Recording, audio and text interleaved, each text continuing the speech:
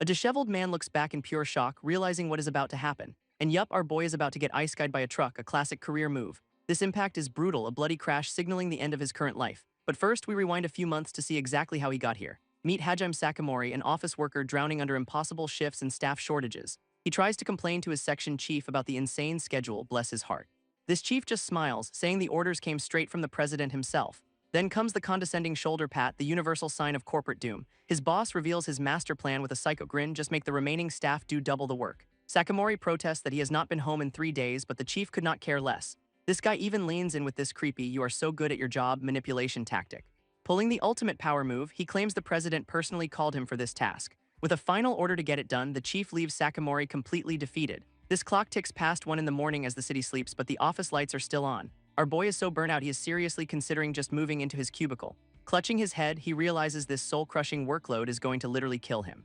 Suddenly, a noise from the office entrance snaps him out of his despair. Looking up, he sees 2 people walking in, casually chatting about the office space. It is the company president, looking like a cartoon villain with a woman on his arm. This president spots Sakamori slaving away and is shocked someone is still there, busted. This woman with the president mocks Sakamori, comparing him to a lame student in detention. With a gross kekek, the president agrees, while Sakamori silently seethes about the staff cuts. Pointing right at him, she just straight up calls our boy incompetent, zero chill. Sakamori is completely floored, like he cannot even process what he is hearing. They both just stand there judging him, with the woman calling him a total loser. This president actually praises her for this brilliant insight, leaving Sakamori utterly baffled. This woman, Iri, then suggests they should just fire him to save on salary, for the company. And the president, with the slimiest grin, just agrees and tells him he is fired. Our boy's entire world just shatters in that one single moment of pure disbelief. As they walk off, she is gushing about what a decisive leader he is for firing a random employee. Sakamori desperately tries to explain he is only there because of the insane workload they gave him. But the president just snaps, telling him to shut up because he is a useless employee wasting his time. Then he promises to buy Iri a designer bag with the money they will save from his salary. Ouch. He is left in total denial, hoping it was all just a sick joke to impress the president's mistress. This next morning arrives, the city waking up to a brand new day of corporate hell. And yup, it is official, Sakamori is formally told he is fired as of today. He tries to argue with his manager that it is too sudden, but the order came from the top. This manager offers some empty platitudes, saying there is nothing to be done. Thanks for your hard work. In that moment, the full weight of his situation just hits him like a ton of bricks. Drowning his sorrows, he cannot even remember how many days he basically lived at that office. Sakamori finally makes it home, just to collapse on the floor of his now dusty room. Lying there, he wonders if he was just a disposable part they could easily replace. Yup. His apartment reflects his mental state perfectly, a total mess of trash and empty bottles. Then comes the financial gut punch as he checks his bank book and finds his savings are gone. Looking like he has not slept in a year, he knows he has to find work and fast. Hitting the pavement to find a job, his disheveled look earns him plenty of stares from passersby. He finally spots a sign for a job interview, a tiny glimmer of hope in the corporate wasteland. During the interview, he is bowing respectfully, though he still looks completely drained of life. This interviewers, meanwhile, look like they'd rather be literally anywhere else right now. So begins the montage of failure, applying to company after company with zero luck. This crushing reality hits him. He is getting rejected before he even gets a real chance. In a moment of pure despair, he wonders if there is even a place in the world that needs him. But then he spots a familiar figure, an older man in a suit getting into a car. Of course, it is his old section chief, the very architect of his misery. Sakamori confronts him on the street, and the chief looks totally stunned to see his former corporate slave. This guy has the absolute nerve to blame Sakamori for the department's problems since he left. Completely floored, Sakamori has to remind him, you fired me, I did not quit." Just then, some blonde guy with a punchable face leans out of the car, telling him he's being noisy. This section chief immediately throws him under the bus, telling the new president that Sakamori is why the department's failing. And the president squints, finally recognizing him as the loser he saw working overtime that night. This new president then has the audacity to threaten to sue Sakamori for quitting and causing trouble. Our boy is completely bewildered, having to remind these clowns that they unjustly fired him. With a slimy grin, the president basically dares him to go to court, knowing he is broke and has no proof. Sakamori is totally trapped, the sheer powerlessness of his situation finally sinking in. This guy then goes full villain, calling him a lowly bug who cannot do anything about it. After being promised a lifetime of unpaid overtime, something inside Sakamori just snaps. He finally explodes, grabbing the president by his tie and screaming right in his face. Immediately, the section chief panics, trying to pull his former corporate slave off the new boss. But the president just shoves Sakamori with all his might, sending him flying backward. Our boy stumbles right off the sidewalk and into the middle of the street. And yup, we are back to where we started, with Truck Kun arriving to punch his ticket. His eyes widen in absolute terror as he realizes this is really the end. A massive crash confirms his fate, ending his miserable life in a single, brutal moment. From his dying perspective, he watches the president and section chief just decide to run for it. His last thought is how they were the absolute worst people until the very end. What a way to go.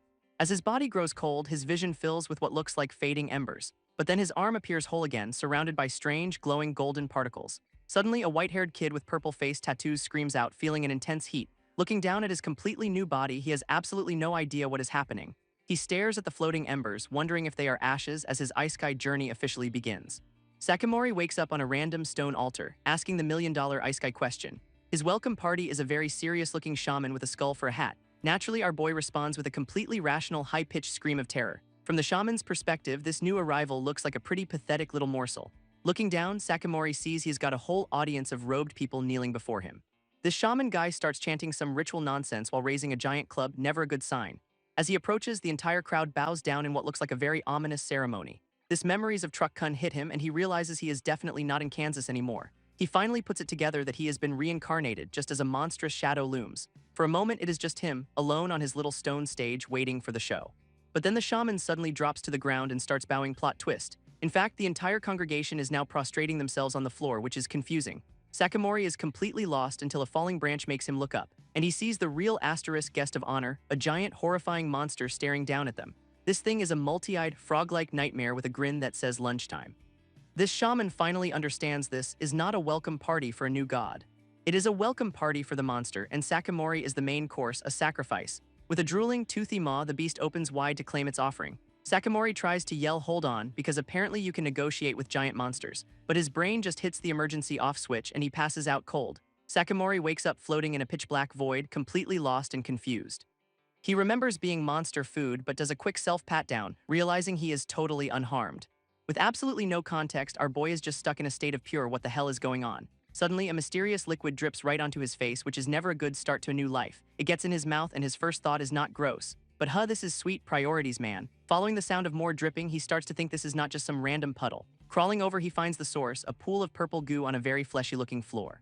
In a move that would make any survival expert weep, he decides to taste test the mystery liquid. And yup, it is sweet, which is apparently all the confirmation he needs to keep going. Sitting in what looks like the stomach lining of a giant beast, he finally accepts this as his new reality. His hunger kicks in, and since the goo has not killed him yet, it is officially on the menu. Resigned to his fate, he scoops up a handful of the stuff to fill his stomach.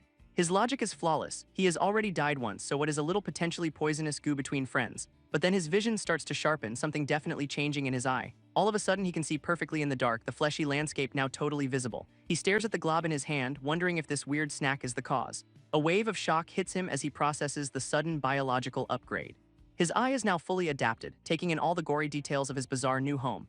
This kid finally connects the dots, eating the monster's stomach juice gave him night vision. Staring at his hands, he realizes he is inside the very monster that ate him, and he is leveling up. Sakamori takes in his new surroundings, noting it is like a dimly lit room, a very gross, fleshy room. Since he was eaten, he figures this all makes a twisted kind of sense. A top-down view confirms it. He is a tiny speck inside the monster's massive stomach. Our boy starts sizing up his new prison, casually comparing it to a high school gym. He then gives the wall a poke, his scientific conclusion being that it is squishy, great analysis. For a moment, he just stands there with the most unimpressed look, totally accepting his fate. Curiosity gets the better of him, so he just hauls off and punches the stomach lining. And it is just like a meat trampoline, which is a phrase I never wanted to imagine. His stomach starts rumbling, but the only thing on the menu is that mysterious liquid he drank earlier. A flash of panic hits him. What if it is acid? But he quickly decides it is too late to worry now. Still, a guy can dream, and he is really craving some actual solid food right about now. But then his train of thought is interrupted by a strange noise from somewhere nearby. He turns to see a weird pink jelly-like blob that just plopped onto the floor. Naturally, his first instinct is to crouch down and poke the mystery jello for science. Picking it up, he looks around trying to figure out where this thing even came from. It looks like a fleshy, veiny piece of jelly, which is not an appetizing combination. With his stomach growling again, a terrible, brilliant idea starts to form in his head. He holds up the meat jelly, asking the million-dollar question, "Can I eat this?" Deciding he has already died once, he just shoves the whole disgusting thing in his mouth. And against all odds, it is absolutely delicious, gourmet dining in a monster's gut. Our boy breaks down the flavor profile like a food critic. It is chewy, melty, and surprisingly sweet. Of course, he chalks it up to being absolutely starving, not to gourmet monster guts. With a full belly, he happily explores his fleshy prison before taking a well-deserved break. Just then, another piece of mystery meat conveniently drops from the ceiling for him. A few days of this routine pass, and Sakamori is already getting tired of his new life. Holding his usual meal, he starts wishing for a little variety in his diet. Anything else, please. His wish is granted when he notices the next food drop feels a lot heavier than usual. And it is not food, it is a giant, horrifying spider monster, the new roommate from hell. Sakamori immediately freaks out, letting out a completely justified shriek of pure terror. This massive arachnid slams down onto the fleshy floor right in front of him. But the thing just sits there, leaving our boy totally confused on the ground. He quickly deduces it cannot see in the dark and plans a quiet, sneaky escape. Still, he cannot help but be impressed by its sheer size, which is a terrible priority right now. As it drips some goo, he casually compares the car-sized beast to, well, a car. This reality of his situation sinks in. One wrong move and he is spider food for sure. Then he notices where the goo is coming from and has a horrifying realization. Suddenly, its eyes glow and it lets out a piercing screech, locking right onto him. Yup, it can see him now, and our boy immediately bolts in the opposite direction. He is running for his life as the spider from his nightmares closes in fast. Total panic sets in as he realizes there is no exit. He is trapped in here with it. He sprints across the fleshy floor, trying to put some distance between him and his new roommate. For one glorious, hopeful second, he thinks he might have actually shaken it off. But a quick, sweaty glance over his shoulder tells a much different, much scarier story, because the spider's massive, fang-filled mouth is right there to say hello. With a terrified scream, he ducks as a giant leg swings right for his head. In a last-ditch move, Sakamori throws a wild punch and actually connects with the beast. Our boy just stares at his hand, completely baffled that his panic punch did anything at all. This spider actually stumbles back, stunned by the hit from its supposed dinner. And then we learn this is the 50th spider he has fought. Okay, that is a bit of a time skip. Lying on the ground, he lets out a sigh of pure, unadulterated boredom with this whole routine. Getting to his feet, he casually dusts himself off, basically saying another one bites the dust. Just in time for the next challenger to appear, its eyes glowing with misplaced confidence. A leg comes swiping down, but Sakamori does not even flinch this time around. He just casually one-shots the monster with a single, well-placed and very tired punch. Walking past the fresh corpse, he starts complaining about how they just keep on coming. Then he gripes about who is supposed to clean up all these spider guts, a valid concern. It turns out he has built a literal mountain of defeated spider monsters in here. Now he has even developed a sixth sense for where the sweet liquid is going to drop.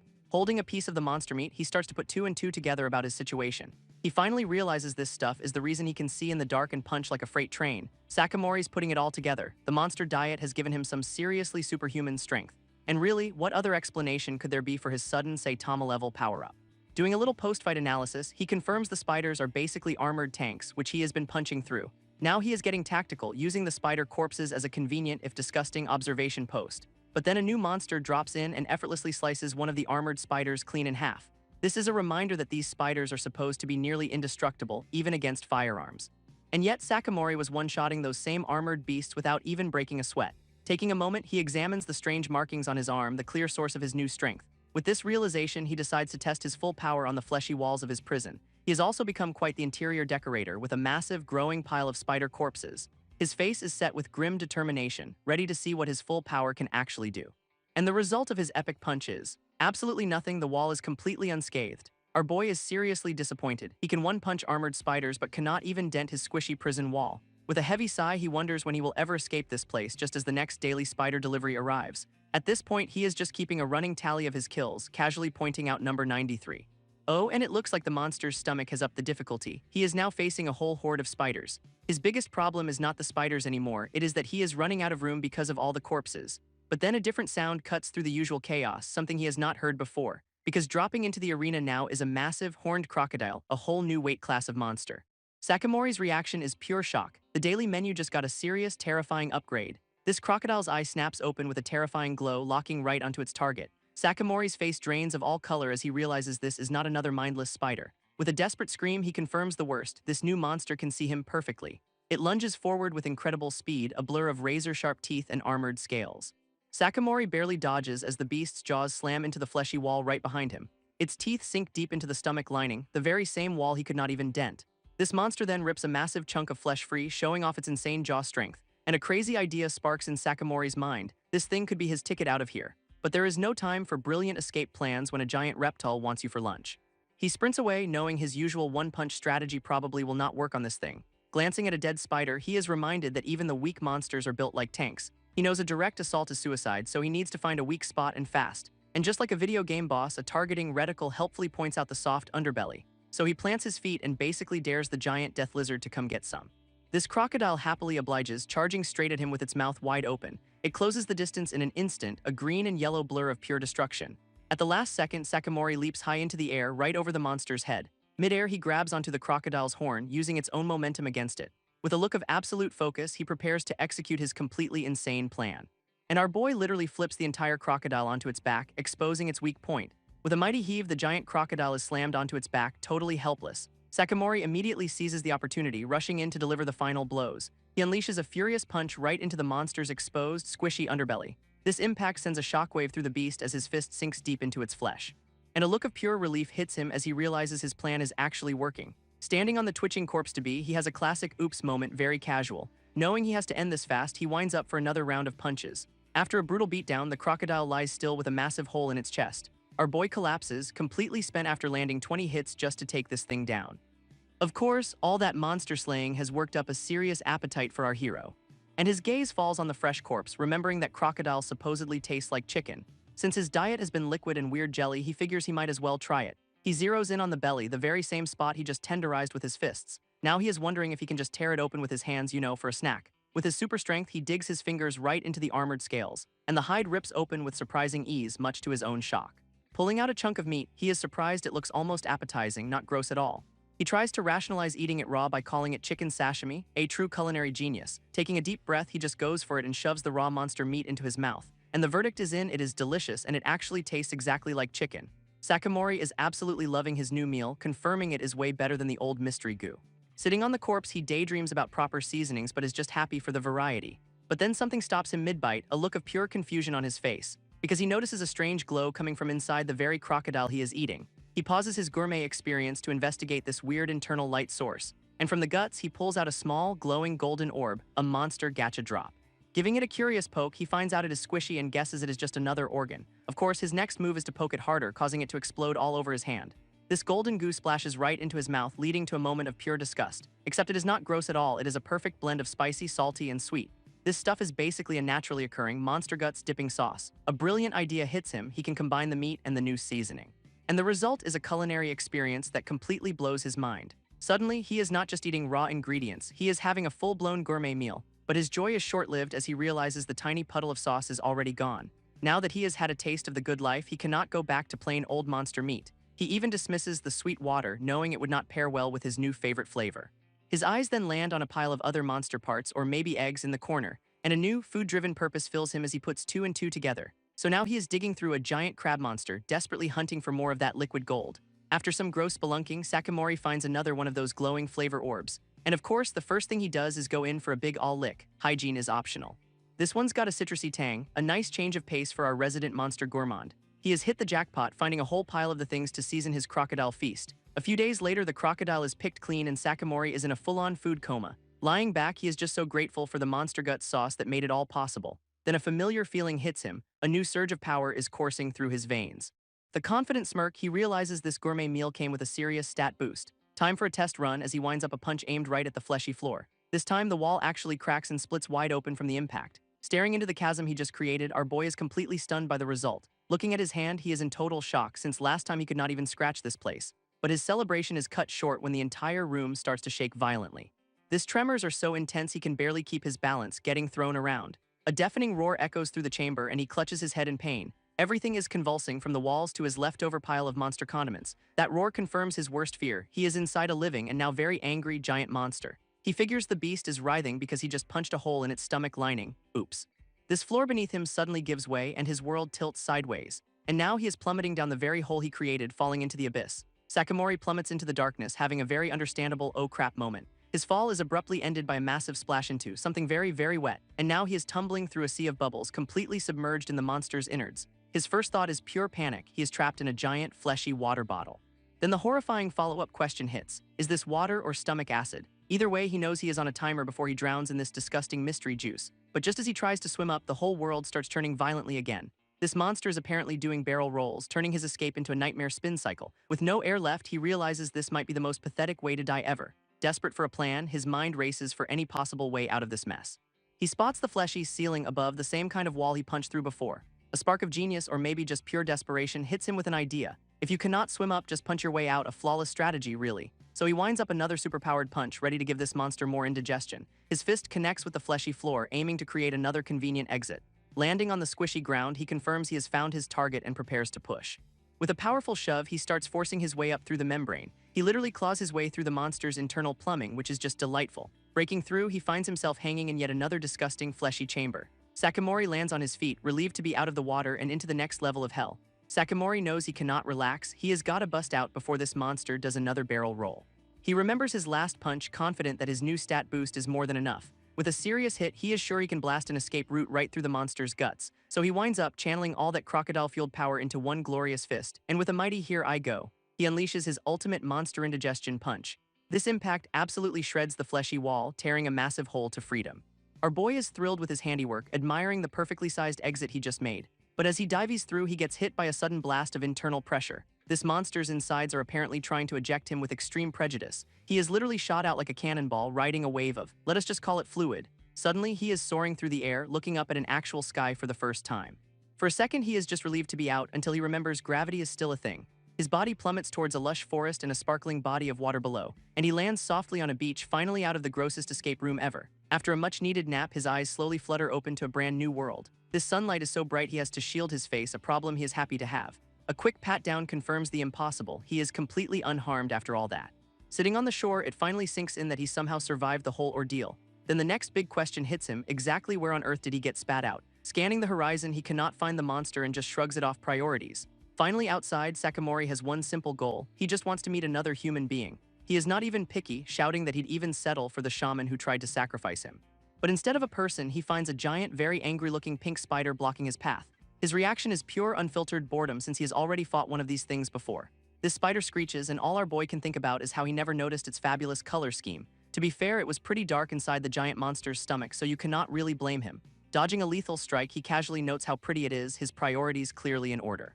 This thing is way faster out in the open, forcing him to weave through a flurry of its attacks. And just like that, the fight's over before it even really began, a total non-issue. With the spider neatly dispatched, he dusts off his hands, ready to get back to his quest. Except when he checks the corpse, he finds some weird glowing flower instead of his precious sauce orb. A moment of pure panic hits as he realizes his favorite condiment is nowhere to be found.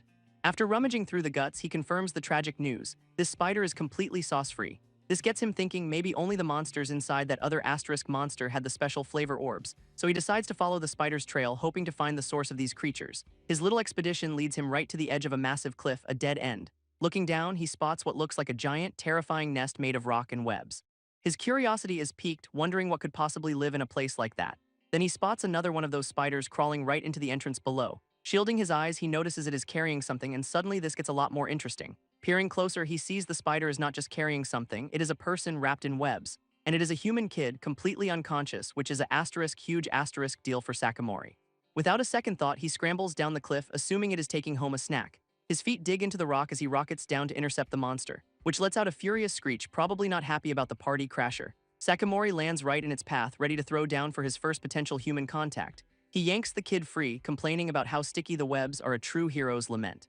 After dispatching the spider off-screen, he gently checks to see if the kid's okay, who just lets out a little groan, confirming he is still alive but definitely out cold. Sakamori is relieved, hoping this kid can finally lead him to a town or village. But his moment of hope is shattered by the arrival of the spider's entire, massive family, and they are all staring him down right at the entrance to their nest, looking hungry. Our boy admits that while one was easy, a whole swarm is a bit overwhelming.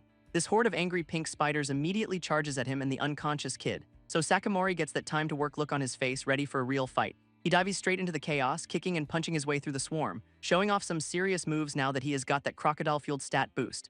Then he slams the ground with a powerful palm strike, clearing some space around him, barely dodging a sharp leg attack from another one of the monsters, and he uses its own limb as a springboard to launch himself at the next target. He gets knocked back by the sheer number of spiders, hitting the ground hard. Admitting that actually hurt a little, he realizes just how badly he is outnumbered. Meanwhile, the spiders are closing in on the unconscious kid, who is about to become lunch. Sakamori gets right back up, absolutely furious at the monsters for targeting his potential friend. He shoves one of their legs away, yelling at them not to touch his precious guy. After all, this is the first person he has found to talk to, and he is not letting them get eaten. With renewed purpose, he dives back into the fray, a whirlwind of fists and feet. But he quickly learns that protecting someone while fighting is way harder than it looks in anime. His solution is simple: just wipe them all out so he can have a nice, leisurely chat later.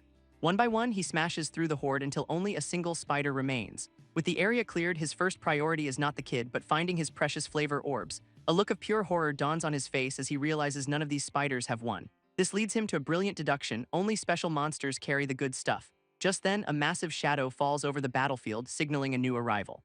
And it is the mama bear of all spiders, a colossal beast towering over the nest's entrance. Sakamori's jaw drops at the sheer size of this thing, completely stunned. His foodie brain immediately connects the dots: this must be a special variant. This giant spider starts eating its fallen children, and our boy just critiques its dining habits. After an off-screen beatdown, Sakamori sits victoriously on the boss's corpse, having found his prize. Lying back, he confirms his theory with a satisfied sigh. The seasoned eggs are indeed a rare drop. He reflects that the boss spider was powerful, but its attacks were pretty easy to dodge. In contrast, the smaller ones were way faster, making the swarm a genuine hassle to deal with. Lying on the ground, his post-battle chill is interrupted by the kid he just rescued, who is absolutely overjoyed, thanking him for the heroic save from becoming spider food. This boy bows deeply, calling Sakamori his lifesaver, a title our guy is not used to. And Sakamori's first question is how he even got caught while supposedly on his way for help. This question triggers a massive oh crap moment as the kid remembers his urgent mission, immediately asking if Sakamori is some kind of famous adventurer, which is a fair guess. Our boy gives a very awkward not exactly, since he is basically a professional monster eater. This kid explains his village's protector collapsed, so he was sent to find reinforcements. Then he straight up asks Sakamori to save his village, putting him right on the spot. His logic is simple: anyone who can wipe out a spider horde can definitely save a town. This whole hero thing makes Sakamori flash back to his old life as a corporate drone and a NEET. And he stares at his hand, contemplating the massive responsibility of saving an entire village. He wonders if getting all this power was some kind of destiny, a real main character moment. With a determined clench of his fist, he finally makes a decision. A confident grin appears as he agrees to give it a shot, accepting the quest. This kid is absolutely thrilled, thanking him profusely for agreeing to be their hero. But just as they are about to leave, Sakamori tells him to hold on for a second. He looks back at the giant spider corpse, deciding it would be a waste to just leave it there. With the spider family neatly piled up, Sakamori is ready to carve up the main course. He tells the kid to watch and learn, ready to grab his final, well-earned flavor orb. Except the giant spider corpse suddenly starts thrashing around. It is not dead yet, and the ground immediately gives way, sending Sakamori tumbling into a brand new problem. He tries to get in a final stomp, a truly ambitious move, while falling into a chasm. This whole cliffside collapses, dragging him and the monster down into the darkness. All the kid he just rescued can do is watch from above in total, helpless shock. Sakamori looks up, his face a perfect picture of "oh, this is bad, is not it?" Then he is just screaming as he plummets into the abyss. He finally makes impact, landing hard enough to leave his own personal crater. Sitting up, he admits that one actually hurt, which is a massive understatement. A terrifying shadow falls over him, because of course his day was not over yet. After clawing his way out of the rubble, he is just glad he was not buried alive. But he realizes this new cave looks suspiciously like the inside of that giant monster's body. His escape route is completely blocked by the cave-in, with no safe way to dig out, which means his only option is to venture deeper into the ominous darkness ahead. Resigned to his fate, he accepts that he has to press forward into the unknown.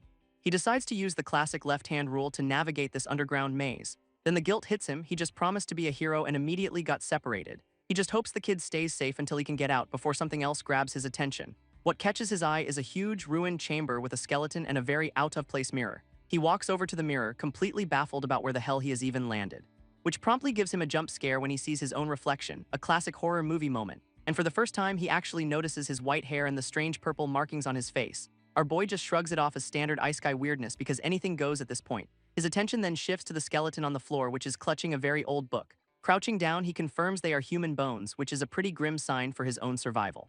He smugly assumes the person just wandered around until they died, a fate he finds darkly amusing. That amusement dies instantly when he realizes he is also trapped with no obvious way out. His first genius plan is to just start chucking rocks at the ceiling to break through, but he quickly realizes that is a fantastic way to get buried alive and suffocate again. Staring at his bony roommate, he accepts that staying put just means he will starve to death. That is when his eyes lock onto the book still clutched in the skeleton's hands. Figuring it might hold a clue, Sakamori decides to borrow it from its previous owner. He opens it up to find, of all things, a book written in Japanese. This leads him to the weird conclusion that someone translated a book from Earth into the local language. Flipping through the pages, he finds the real prize, a chapter literally titled How to Use Magic. Sakamori absolutely loses his mind at the revelation that magic is actually real. For a second, he doubts a book from Japan could teach him, but then remembers his own situation. He concludes that in a world with giant monsters, a magic textbook is not that far-fetched. Sakamori's all smiles, figuring there is at least a chance this magic thing will work out. He immediately spots the qualities of a mage chapter, thinking he is struck gold. Flipping right to it, he is ready to learn the secrets of becoming a powerful wizard. And the first requirement is to be a virgin until 30, a classic internet meme. Our boy absolutely loses it, drop-kicking the book across the room in pure rage. Staring at the skeleton, he wonders what kind of troll brought this garbage here. He just concludes the poor guy was another victim of internet culture, which is just sad. But with literally nothing else to do, he picks the cursed book back up for another look. Sitting down, he decides to give this ridiculous textbook a proper read-through. He even notices the translation is unfinished, a truly half-hearted effort. Then he finds a page that just tells him to forget everything and throw the book away. Sakamori's face just screams, "Are you kidding me?" ticked off by the book's attitude. So he gleefully rips the pages to shreds, deciding he has had enough of this nonsense. He lets out a villainous laugh, feeling pretty good about destroying the troll tome. That victory high lasts about 5 seconds before he remembers he is still trapped underground. As he sulks, a single scrap of paper flutters to the floor. Suddenly, the torn page begins to glow with an intense magical light. which then activates a massive, glowing magic circle right under his feet. Sakamori is lifted into the air, completely stunned by the sudden turn of events. He just looks down at his body, having absolutely no idea what is going on. He's just standing there when a magic circle erupts, asking what the hell is going on. This light is so blinding he can barely keep his eyes open, and when it finally fades, his confusion is at an all-time high, because he has suddenly been teleported from a cave to a traditional Japanese room. Lying on the floor is a mysterious girl with ridiculously long, flowing hair, who looks up at him with a curious hem, completely unfazed by his sudden arrival. She notes that it is pretty rare for a human to just pop into her place, which does absolutely nothing to help Sakamori's already fried brain process the situation. With a smug little smile, she says she never thought a human could actually do what he did, leaving our boy standing awkwardly across the massive, empty room from her. He finally musters up the courage to ask the obvious question of who she is, and her answer is simple and not at all humble. She is a goddess. Seeing his disbelief, she offers an alternative title, the author of that troll book he just destroyed. Sakamori puts it together that ripping the page summoned him, but he is still stuck on the goddess part, so she just asks him what exactly would convince him of her divine status. Our boy says he'd be more inclined to believe her if she were a wise old man, and she takes a moment to absorb that little critique, looking thoroughly unimpressed. Then a magical aura surrounds her as she decides to grant his wish, blasting Sakamori with another blinding flash of light that catches him completely off guard, and once again he is just squinting into the glare, wondering what fresh hell this is. When the light clears, the goddess is gone, replaced by a wise old man. Talk about a glow-up. He asks what is wrong, casually explaining he just materialized this new look inside Sakamori's head. This sends our boy into a full-blown panic, realizing she can literally read his mind. She reminds him that she is a goddess and this is nothing more than a simple outfit change, but Sakamori is still calling shenanigans, accusing her of being incredibly stubborn. Tired of his skepticism, she decides to stop playing nice and appeal directly to his instincts. A crushing wave of divine energy slams down, forcing him to his knees instantly. His eyes are practically bulging out of his head in pure, unadulterated terror. This overwhelming pressure feels like it is about to flatten him into a pancake. It is a feeling beyond fear, an awe so intense he just wants to cease existing entirely. Now back in her original form, she smugly asks if he is finally convinced of her power. He struggles to his feet, finally admitting she is something completely unimaginable. She teases him for being dishonest, but says his stubbornness is exactly why he could tear up that book. That reminds him, and he immediately demands to know what that cursed book actually was. Her answer is simple, elegant, and absolutely infuriating. It was a prank. When she asks for his opinion, he admits he found it pretty mean-spirited. She then asks if he thinks anyone else from this world would have just destroyed it, and Sakamori realizes that anyone else would have treated a foreign book as a priceless treasure. They would have spent years trying to decode the Japanese, thinking it held some ancient power. But only a modern Japanese person would get the meme and be angry enough to rip it up, the perfect test. She confirms the book was a prank only a Japanese person could solve, and Sakamori calls her out for being twisted. With a dangerous glint in her eye, the goddess decides to turn the tables on him. She calls him out for being a little monster himself, bringing up a memory of him flooding an anthill as a kid. Sakamori is absolutely mortified, realizing she just peeked directly into his embarrassing childhood memories. He accuses her of reading his mind, and she just laughs like it is the most normal thing ever. Our boy immediately surrenders, calling her a cute little thing out of pure unfiltered panic. He is still trying to backpedal, hands up like he is being held at gunpoint by his own cringe. Now that he's been thoroughly humbled, she finally asks what kind of power he actually wants. Sakamori is thrown for a loop, asking if the whole point was not about getting magic from that book. She plays coy for a second before shrugging, saying magic is totally fine if that is his choice. This goddess then compares her divine prank to rereading an old diary, which he finds way too casual. He warns her to stay out of his dark past, and she just finds his human drama endlessly amusing. Getting back on track, Sakamori formally requests the power of magic, looking dead serious this time. With a pleasant smile, she agrees to grant his wish, but of course there is a catch. He is immediately hit with the news that he has to pass a trial first. She explains that since he passed her impossible prank test, she is offering him one more chance at greatness. This new gamble is simple: win the trial and he gets double the power he would have from the book. Sakamori smells a trap, thinking the offer is way too generous before asking about the failure condition. She tells him not to worry, even if he fails, he still gets the original power-up as a consolation prize. Realizing it is a no-lose situation, he clenches his fist, knowing he has to take the deal. He is immediately skeptical of her generosity, but the goddess just finds his comeback amusing. With a smug smile, she tells him not to overthink it, promising to keep things simple. This trial begins with a classic hypothetical. What is the one thing he'd want on a deserted island? His answer is pure modern-day priorities, a smartphone with unlimited battery and internet access. Without another word, a glowing orb of light just materializes in her palm, and that light solidifies into the very smartphone he just asked for. It floats gently into his hand, leaving Sakamori completely baffled by the instant delivery. This rules are simple, she explains. The longer he can hold out, the greater his reward will be. Basically, it is an endurance test with a massive power-up on the line for our boy. Looking determined, Sakamori accepts the terms of this bizarre trial without hesitation. With a massive, slightly unsettling grin, she wishes him the best of luck. Our boy just stares back, probably sensing that her good luck is actually a warning. He is instantly transported to an endless white void, realizing this is not a deserted island at all. A wide shot reveals he is just a tiny speck in an infinite, featureless white expanse. As he wanders the void, Sakamori cannot shake the feeling that he is a lab rat in an experiment. But then he remembers the one thing he brought with him, his brand new phone. A quick check confirms it has got infinite battery and a ludicrously fast internet connection. With a grin, he realizes the internet is working, which means one thing, gaming time. He kicks back, completely relaxed, thinking he could happily stay here forever. So the great trial begins with our hero just lying on his back playing a mobile game. He is passed out in a state of pure gamer bliss, phone dropped from his hand. Having already maxed out every JRPG he can think of, he has moved on to retro shooters. He does not need to eat, sleep, or even use the bathroom. This is peak human existence. And then a little text box pops up to mark the passage of time, which turns out to be a casual 10 years, a bit longer than a weekend binge. This goddess suddenly reappears, acting surprised to see him still kicking around. Sakamori snaps out of his decade-long trance, looking completely bewildered. She greets him with a breezy long time no see, as if she did not just abandon him for a decade. Taking a closer look, she seems to be processing just how far gone he is. It hits her that our boy has completely forgotten who she is, his brain is just pure static. She is absolutely delighted, comparing him to a bug she forgot in a drawer over summer break. When she asks how long he thinks it has been, he tells her she should know since she runs this place. He guesses 10 years, and her confirmation makes his jaw hit the non-existent floor. Our boy is in complete denial, but she just challenges his disbelief with a smug little smile. So she tells him to check his precious phone since it should have a log of its operating time.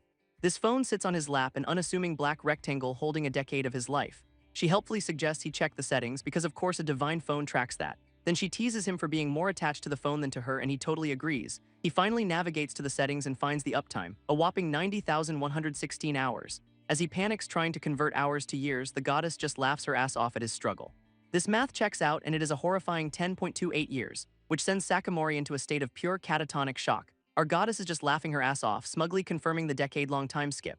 He is still reeling from the news, and she just calls him a troublemaker for surviving. She casually mentions most people go insane in 3 days, which he totally gets, because without his phone, he would have been a screaming wreck torn apart by the sheer nothingness. Sakamori admits he only thought he could last 72 hours, even with unlimited internet. And she is delighted he thought that, once again telling him to stay out of her head. Even she is surprised, admitting she only planned for the trial to last about 10 days. With that, she just drops a casual congratulations on him, leaving the kid totally blank. His brain is still buffering when she confirms the obvious, he passed the trial. Sakamori thinks it was way too easy, and she immediately calls him out for it, mind reading again. Now for the fun part, as she asks him what kind of magic he actually wants. He takes a moment to seriously consider the possibilities, hand on his chin. His imagination runs wild with visions of him wielding every element like a total boss. But after all that, his request is simple. He wants to be the strongest human in the world. She calls that a humble wish, with a look that says he has no idea what strong means. Our boy is completely lost, wondering how that could possibly be considered humble. With a confident smile and a snap of her fingers, she agrees to make it happen. And he has already figured out the snap is just for show. She is so powerful she does not even need it. To demonstrate his new power, the goddess summons a giant lizard monster crackling with purple energy, which immediately starts casting some high-level magic with a glowing circle above its head. And Sakamori is completely floored, realizing this is what actual magic looks like in this world. A beam of pure destruction erupts from the spell, causing a massive explosion in the distance, leaving our boy absolutely speechless at the sheer scale of power on display. This goddess's voice echoes in his head, sarcastically calling his wish to be the strongest human humble. And with a smirk, Sakamori finally gets it. Strongest human is a very specific and potentially useless title. Meanwhile, another monster starts rampaging nearby, setting the whole forest on fire, which Sakamori just watches from afar, comparing the kaiju-level destruction to a kid's tantrum. He figures his new power probably does not apply to monsters and decides to just stay out of it, as the creature continues its destructive path, completely unchecked and thrashing wildly.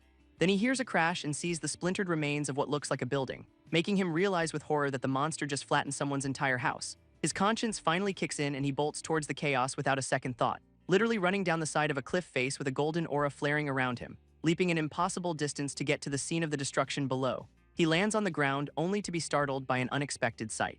A little kid is standing there asking if he is the one who is okay. A quick flashback shows the kid's mother was about to be crushed by the monster's attack, and Sakamori sees the terrified child, realizing he has just stumbled right into a rescue mission. A villager stumbles out of the woods, relieved to see the kid is safe after he managed to escape. Sakamori immediately connects the dots. This rampaging lizard monster is why the kid needed help.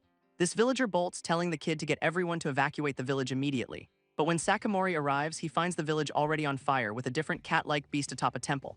He just stares, completely stunned by the sight of the burning pyramid. And suddenly a vision hits him, a memory of a past self watching over a similar scene of ruin. In this memory, he sees robed figures leading people away as he stands by with strange purple markings.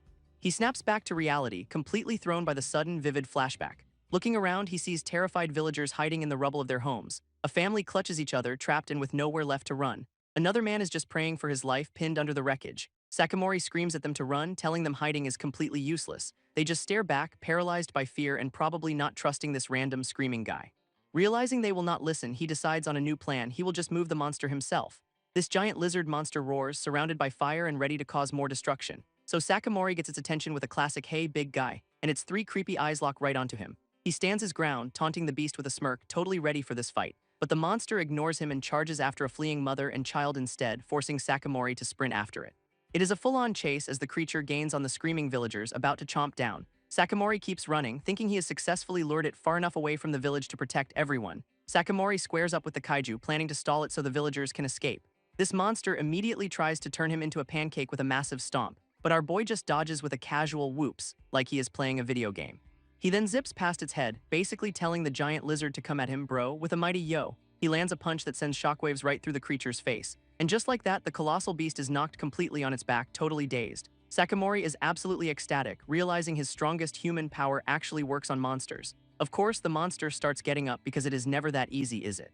It lets out an earth-shattering roar, its throat glowing with some kind of sonic energy. And this sound is so intense it is Sakamori clutching his head, completely overwhelmed. This sheer force of the scream literally splinters a massive tree in half nearby. Looking back, he sees the village is still on fire and realizes everyone is hearing this. All the villagers are on the ground, screaming in agony from the psychic assault.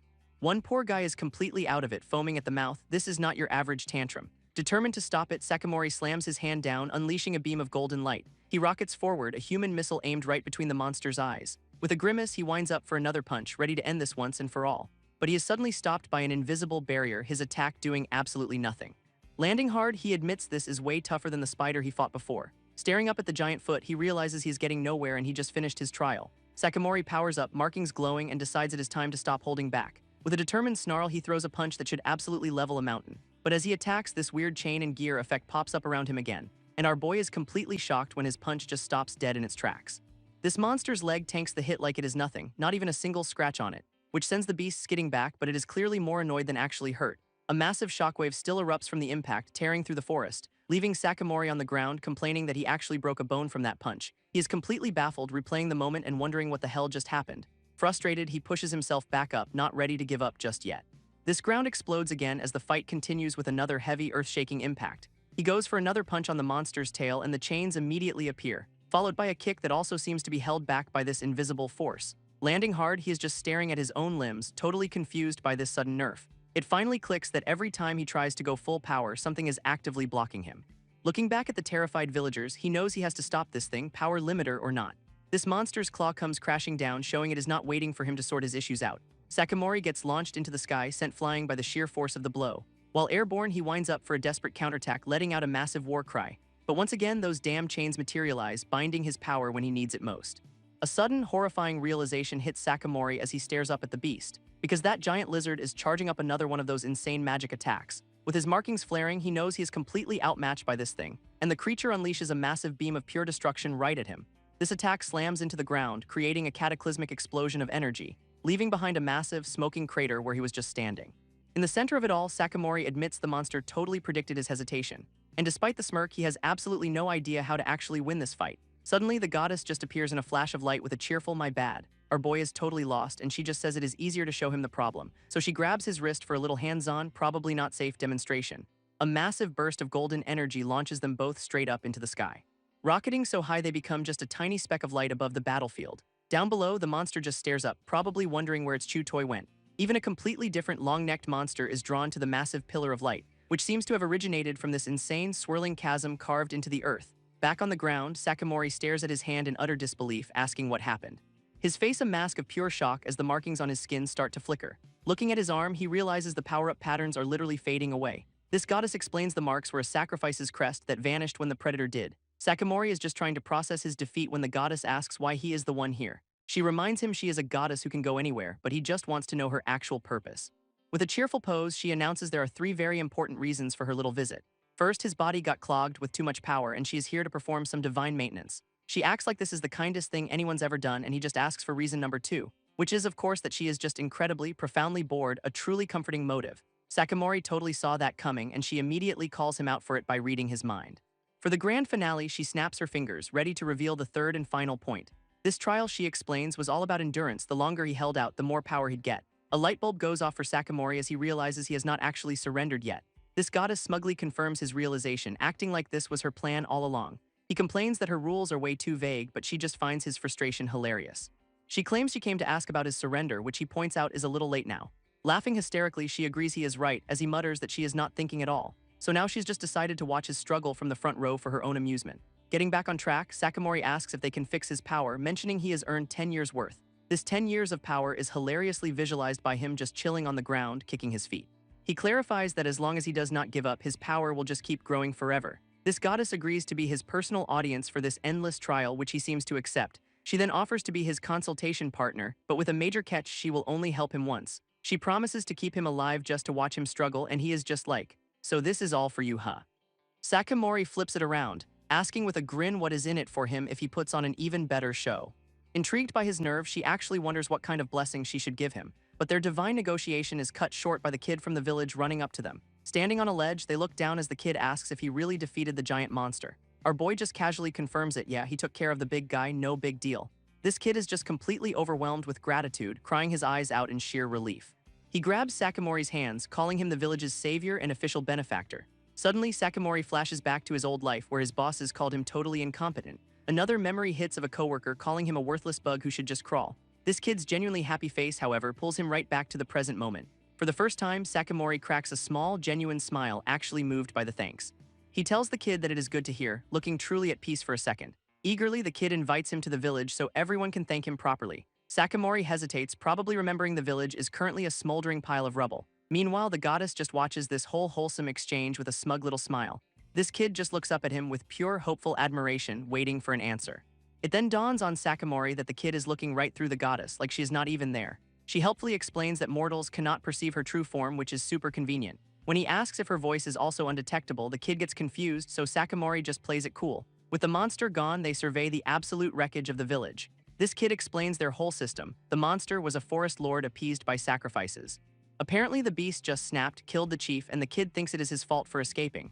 Sakamori pieces it together, realizing the chief must have had a power to summon these sacrifices. With a heavy heart, the kid confirms their chief was an incredible person unlike them. He is grateful everyone's alive, but their homes, fields, and leader are all gone now. Now the kid is just completely dejected, with no clue how they are supposed to move forward. Our boy feels super awkward, admitting he cannot exactly fix a whole town for them. This goddess chimes in, asking if he actually enjoys being thanked by these mortals. He stammers that yeah, it is nice, while the kid just wonders who the hell he is talking to. Smirking, she decides she wants some of that gratitude and tells him to copy her little trick. She demonstrates with a finger snap, leaving Sakamori totally confused about what to do. So he gives it a try, awkwardly snapping his fingers just like she did. A massive wave of golden energy suddenly erupts, washing over the entire ruined village. This divine light starts lifting debris and literally reversing all the destruction. In seconds, the entire village is being magically rebuilt right before their very eyes. All the villagers are just standing there with their jaws on the floor, completely freaking out. Sakamori stares at his hand, having absolutely no idea what he just did. And just like that, the village is perfectly restored, sparkling like it is brand new. This kid turns to him, his mind totally blown, asking if that was all Sakamori's doing. Sakamori tries to deny it, stammering that this is all some kind of mistake. But the villagers are already losing their minds, screaming that this is absolutely incredible. Crying their eyes out, they hail him as their savior and pledge to follow him forever. Even the little kids swarm him, grabbing his hands and calling him their big brother. This goddess smugly tells him to hold his head high. It is his blessing for amusing her. With a knowing look, she clarifies that this power is now officially his to wield. Our boy is just standing there completely stunned, actually processing what just happened. And the village is just sparkling, looking pristine and brand new under the sunset. Looking on in total awe, the kid finally realizes Sakamori was behind the whole miracle. In an instant, he is surrounded by the entire village, literally glowing with hero energy. Every single person is just staring at him with pure, unadulterated adoration on their faces. So he just leans into it, coolly confirming that yeah, it was all his doing. Which of course makes the entire crowd go absolutely ballistic with cheers. This kid immediately calls for a feast, telling everyone to break out the good sake for him. His divine partner teases him for accepting, asking if modesty is a virtue back home. Sakamori claps back, reminding her she is the one who conveniently forgot about his surrender. He then schools her, saying you should always accept goodwill honestly, right? She just bursts out laughing, admitting that he has absolutely got her there. Still cackling, she calls him an interesting one, noting it is hard work being this entertaining. And she promises that as long as he keeps it up, she will grant him more appropriate blessings. Sakamori calls her out for her terrible personality, and she just says he is misunderstanding things. And of course, his big takeaway is that he is basically on the path to godhood now. Down in the newly rebuilt village, a massive feast is kicking off in his honor. This whole town is getting into it, with women bringing out food and guys on the drums. They sit Sakamori down in front of a feast that could feed a small army, no pressure. He is totally geeking out, realizing he is living the full Isekai dream with a village feast. This kid who first found him encourages him to eat up, saying this is all for him. A couple of the village elders step up to give their heartfelt thanks for saving them all. Even the women are crying with gratitude, thanking him over and over again.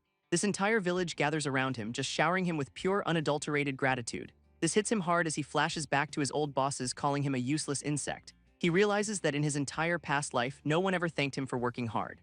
Then a group of little kids shyly approaches, calling him their big brother. One little girl gives him the most genuine, heartwarming thank you he has ever heard, and for the first time, Sakamori looks genuinely, truly happy, just soaking it all in. As the kids run off, he thinks to himself that he is the one who should be grateful. This celebration rages on, with the whole village ready to party all night long. Morning comes way too soon, with the sun rising over the peaceful village. Our boy wakes up feeling absolutely wrecked, complaining about his first ever fantasy world hangover. His morning gets infinitely worse when he opens his eyes to the goddess using his chest as a chair. He calls her out for being so bored she is literally dancing on his nerves. This next morning, his hangover is interrupted by the village kid checking in on him. Our boy's too wrecked for a full meal, politely asking for just a cup of water, which the kid happily provides, bringing him a mug almost immediately. As he drinks, Sakamori confirms that hangovers are in fact a universal constant. Feeling a bit more human, he thanks the kid for saving him from his self-inflicted misery. His divine partner, however, suddenly perks up, sensing something is off. Sakamori hears it too, asking about the sudden commotion coming from outside. After a second of confusion, the kid realizes there is a serious panic breaking out. They both rush to the door to investigate, with the goddess just hitching a ride on his back. Outside, the entire village is in a full-blown stampede, screaming and running for their lives. This kid manages to grab a fleeing woman, desperately asking what is going on. She screams that they are being attacked by arachnes, a new and very unwelcome development. With a farming tool in hand, the kid's ready to fight until Sakamori asks for a quick definition. His terrified face says it all. Whatever these things are, the village's defenses are already gone. And yeah, they are giant, building-sized spiders currently trashing their newly rebuilt town. This kid can only watch in horror, completely powerless against this new nightmare. But Sakamori just cracks his knuckles with a grin, telling the kid he's got this handled. One of the massive spiders locks onto him, its many eyes glowing with menace. And our boy just stands his ground, unleashing his power as he prepares to throw down. Sakamori squares up against the giant spider, ready to get down to business. With a single earth-shattering punch, he sends a shockwave that just obliterates the entire swarm. This villagers can only scream in absolute mind-blown disbelief at what they just saw. He dusts off his hands in front of a literal mountain of spider corpses. Problem solved. Playing the hero, Sakamori tells the grateful villagers to worry about the injured, not him. This kid thanks him profusely, amazed that, thanks to him, everyone made it out alive. Our boy just shrugs it off with a confident smile, saying it was nothing really. But the kid is confused, wondering why the spiders attacked when they have never come to the village before. Sakamori explains that with the forest lord gone, the whole ecosystem is collapsing.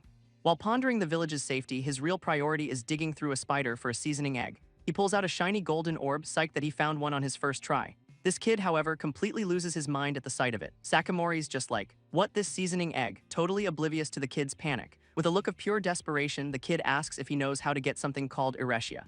This golden orb in his hand just glows with this immense holy light, and the kid is still just absolutely bug-eyed with shock. Sakamori, bless his heart, is still on about the seasoning egg. This kid's question about Iresia hangs in the air as the orb continues to shine. Our guy then asks if this thing is really that expensive, still thinking it is a gourmet item, which makes the kid finally snap, screaming, "You do not even know what Iresia is." Sakamori just blinks, asking what the heck an Iresia even is. This kid explains it is a super rare miracle item that cures anything and boosts vitality. His divine partner immediately asks if he wants one, clearly ready to cause some chaos. He tells her to knock it off, since mass-producing it would completely tank its value. Meanwhile, the kid is still just mesmerized by the single golden orb in his hand. When the kid asks if he wants it, Sakamori thinks he's being offered a fantasy world aphrodisiac. But the kid clarifies that with this one item, they could buy enough supplies to survive the winter. And it finally clicks for Sakamori that his seasoning egg is basically a winning lottery ticket. So he just casually offers the priceless artifact to the stunned village kid, just holding it out like it is a piece of candy, no big deal whatsoever. Which causes the kid to have a complete meltdown, screaming his head off in disbelief. Sakamori just shrugs it off as a simple seasoning, earning some tearful, heartfelt gratitude. And just like that, the entire village is celebrating him as their savior all over again. But then both he and the goddess sense something approaching, cutting the party short. This mood shifts as a heavy carriage wheel rolls along the dirt path toward them. A full-on noble's carriage with an armed escort is making its way to their village. One of the villagers recognizes it as the Lord's carriage, and nobody looks happy about it. It pulls right up to the village entrance, leaving everyone wondering why they are here. These villagers are all frozen in place, their faces filled with absolute dread. Then a guard steps forward and knocks on the carriage door, announcing someone's arrival. And out of the carriage steps some pompous-looking dude, clearly the Lord's official tax collector. He gets straight to business, asking a village elder if their chief is dead, real sensitive guy. This sends a ripple of shock through the crowd, who are baffled as to how he knew. This official smugly explains he has magical contracts that basically ping him whenever a chief kicks the bucket. Sakamori immediately clocks this as some kind of fantasy world legal trap. This guy then announces he does not care who the next chief is, so long as they can manage the taxes. An elder tries to protest, but the official just shuts him down, asking why he should care. Our boy gets a nasty flashback, realizing this guy has the exact same energy as his scummy old CEO. This official lays it on thick, acting like he has done nothing wrong by demanding they pay up. Suddenly, the villagers push the kid with the Eresia forward, right into the official's line of sight. He immediately grabs the kid's arm, violently demanding to see the priceless orb. After a quick inspection, a greedy glint appears in his eye as he confirms it is the real deal. His gaze then shifts to the mountain of dead spiders, clearly connecting the dots. He turns back to the villagers with some fake praise, calling them amazing for their little miracle.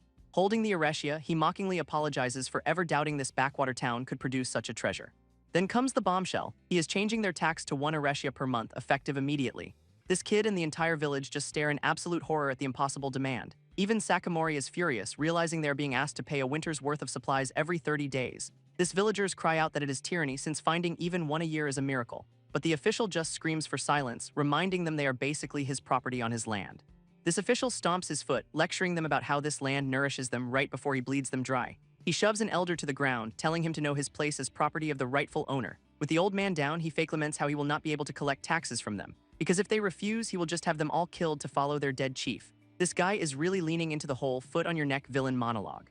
His goons draw their swords to back up the threat, asking if the villagers want to die. And he has got this incredibly punchable, self-satisfied smirk on his face the whole time.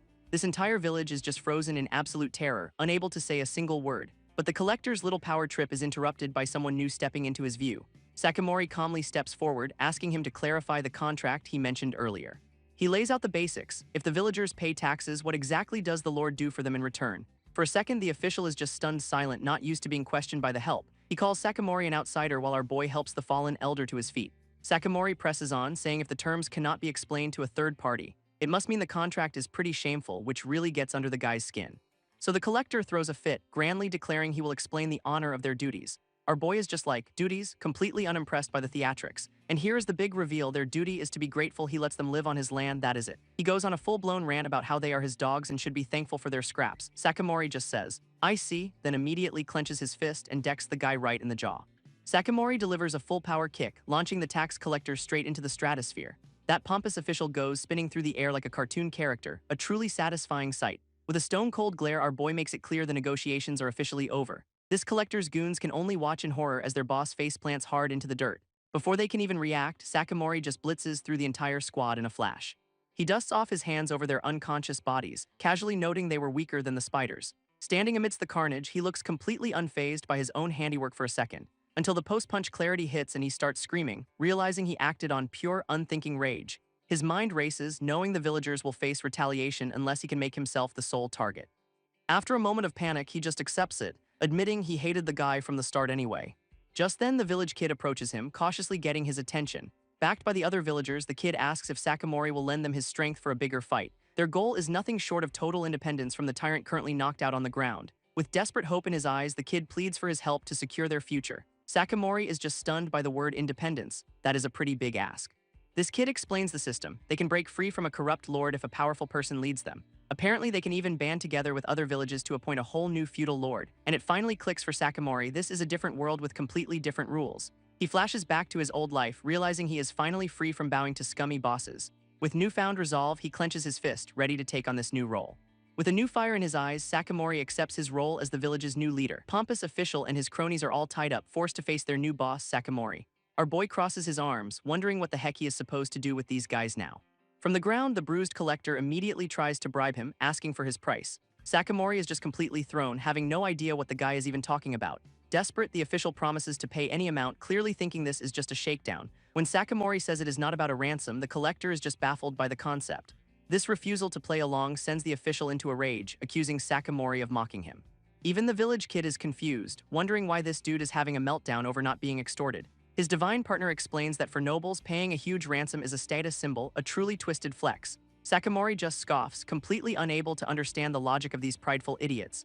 This kid knows that money will not fix anything. The Lord would just find another way to crush them. While they both ponder how to secure independence, Sakamori gets a brilliant, petty idea. A light bulb goes off as he asks a very important question: what is the local currency? This village kid, still catching up, tells him the currency is called cells. After confirming that one cell is the smallest unit, Sakamori's plan is officially ready to go. He turns to the still smug collector, announcing he has decided on the ransom amount. With the most troll-tastic smile ever, he demands the grand total of one single cell. This tax collector's brain completely short-circuits at the demand of a single cell. All the villagers are just as stunned, their minds collectively blown by the absurdly low ransom. Sakamori just confirms it with a casual smile, repeating that the price is indeed one cell. This pompous official immediately takes it as a massive insult, his face twisting in pure fury. Waving him off, our boy says the offer stands and to let him know when he is ready to pay up. His divine partner, watching from the sidelines, is understandably curious about this bizarre strategy. He explains the simple but devastating logic behind his plan as she floats beside him. It is a perfect trap with two options. Admit he is only worth one cell, or admit he cannot even afford that. Both of them are in perfect sync, knowing this is the ultimate checkmate for a prideful fool. Sakamori knows this type of person all too well, flashing back to his scummy corporate bosses. For a man obsessed with his public image, either choice is a catastrophic blow to his ego. This goddess then asks the logical question: what if he just refuses to play the game at all? But Sakamori is completely sure of himself, positive the guy's pride will not even let him think of that. She gets his attention, calling him adventurer with a curious little poke. Just then, a villager runs up shouting that the collector has already cracked, begging to pay the one cell. Our boy is just like, wow, that was fast, and tells the villager he is on his way. He knew this guy was all bark and no bite, the kind of person who only spares people to exploit them. Once a bully like that is tied up and has to endure even a little suffering, they fold instantly. This collector's sweaty, grimacing face is proof that he cannot handle the slightest bit of discomfort. With a wicked grin, Sakamori declares the real fun starts now, earning a laugh from his genius-praising partner.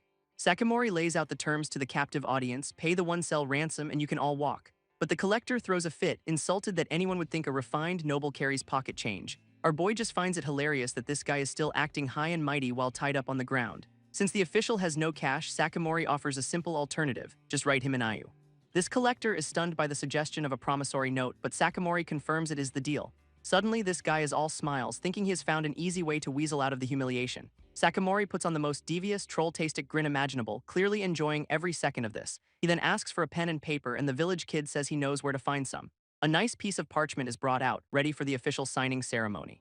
Then comes the twist: no pen, so the collector will have to sign it in blood, much to his horror. Sakamori taunts him, saying he is free to go buy a pen himself if he'd rather not. This kid helpfully points out that the nearest town is a 6-day round trip on foot. Actually, scratch that, it is more like a full week, a whole week of being tied up and miserable. Faced with that lovely prospect, the collector immediately folds, screaming that he will do it.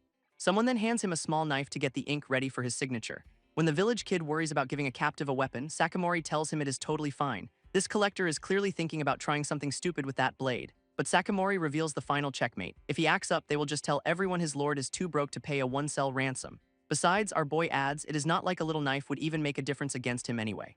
And with that, the collector is left with his rope, his knife, and his absolutely shattered pride.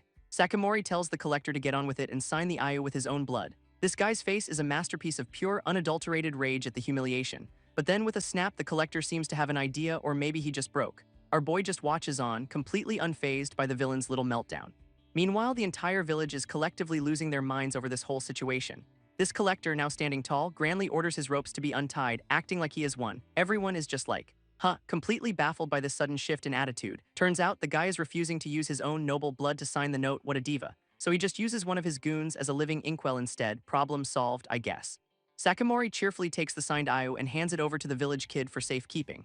When the kid asks if he should check it, our boy casually says there is no need at all. He loudly explains that if it is fake, they will just tell everyone the lord is too broke to pay one cell. His goddess partner then points out the hilarious truth: Sakamori cannot even read the language anyway. With the deal done, the ropes are left behind on the dusty ground. As they leave, the collector screams empty threats while Sakamori gives him a friendly wave goodbye. This village kid is still worried, asking if a simple piece of paper is really enough protection. But Sakamori explains this promissory note is now the village's ultimate barrier. He knew from the start this guy was obsessed with his public image and reputation. This collector's worst nightmare is the world finding out his life was valued at a single cell. And the villagers finally get it. That kind of shame would destroy his authority completely. Sakamori explains that the blood sign note is their ultimate proof. And while it is only for one cell, the psychological damage is absolutely priceless. This village kid is just overcome with emotion, hailing him as their incredible savior. With their new hero standing before them, the entire village just erupts in cheers. Meanwhile, his divine partner is absolutely losing it, laughing her head off at his genius. Now that the party's over, Sakamori announces their next big goal: raising funds for independence. Later, he and his floating partner take a stroll down a forest path to clear his head. Our boy runs a hand through his hair, complaining that it is getting annoyingly long. She just zips around him, teasing him about the trivial problems of being human. To prove her point, she shows off her perfect, divinely controlled hair. What a flex. After some thought, he admits you do not know what you have got till it is gone. Impressed, she offers him the ultimate blessing, a lifetime guarantee against going bald. Sakamori immediately bows in deep, sincere gratitude. This is the most important thing ever. She promises to protect his hairline forever, making him wonder about the offering costs. Suddenly, his attention snaps to a stray spider lurking in the bushes. With a casual yo, he just sprints straight towards the monster without a second thought. He delivers a single, devastating punch that completely obliterates the creature. Standing over the remains, he notes that whatever he was looking for is not here either, but he is shocked to find that the spider dropped something incredibly valuable. His partner explains it is a rare, high-energy compound, basically a monster guts protein shake. His partner explains these compounds are basically super-concentrated nutrients found inside certain creatures. This special substance is called Alentia, and it is an incredibly rare monster drop. Sakamori immediately panics, thinking it is some kind of deadly poison, but she just laughs it off. Turns out it is so potent it just acts like a fantasy world aphrodisiac instead. Wait, what? He realizes he has been exposed before, and she confirms his body has already built up a resistance. She calls him lucky for finding so many rare monsters, but he is not so sure about that assessment. Just then, another lucky find appears in the form of a giant, very angry-looking spider. With a single explosive punch, he takes care of the new problem immediately. But the spider's corpse does not have the drop he is looking for, much to his disappointment. He keeps searching the remains, but it seems like this one was a total dud. After a bit more digging, he finally finds the tiny, glowing orb he was after. As he pockets his prize, his partner asks if he is not going to chow down on it.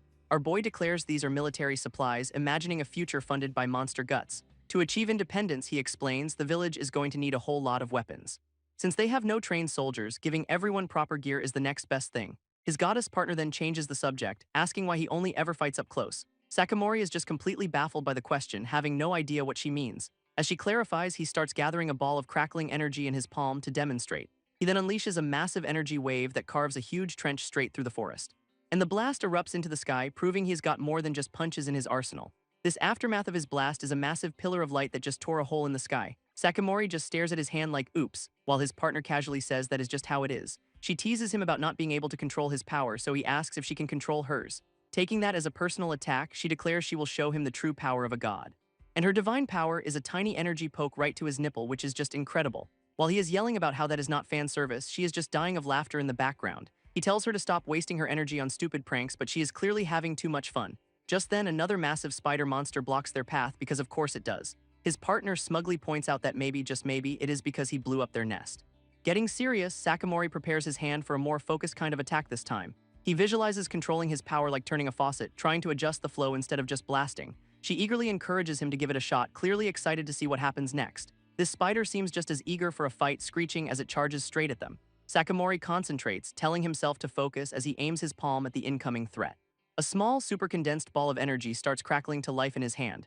Instead of a huge wave, he fires a thin, precise laser beam straight from his palm. This beam shoots across the path, heading directly for the monster's face, perfect aim. It makes direct contact with the spider's fangs, and the creature does not even have time to react. This monster's head just completely explodes into a gory mess. Talk about a critical hit. Sakamori himself is thrown back, totally shocked by the sheer force of his own focused attack. This sheer force of his own laser sends Sakamori flying right onto his back, and then it starts raining spider guts all over him, a truly disgusting victory shower. So now he is stuck washing off monster bits in a lake, complaining about his power control. While scrubbing himself with a handful of weeds, he grumbles about his lack of finesse. His partner, of course, calls this a fan service scene, which he immediately shoots down. She then tries to get a reaction by reminding him she is a woman, just in case he forgot. But our boy is just so over it, saying he cannot exactly hide his thoughts from her anyway. She absolutely loves that comeback, awarding him bonus points for the solid burn. Still annoyed by his wet hair, Sakamori decides it is time for a little field haircut.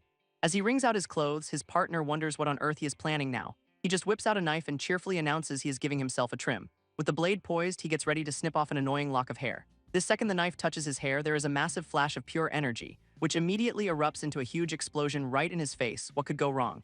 And the result is a new, extremely spiky hairdo that has him completely baffled.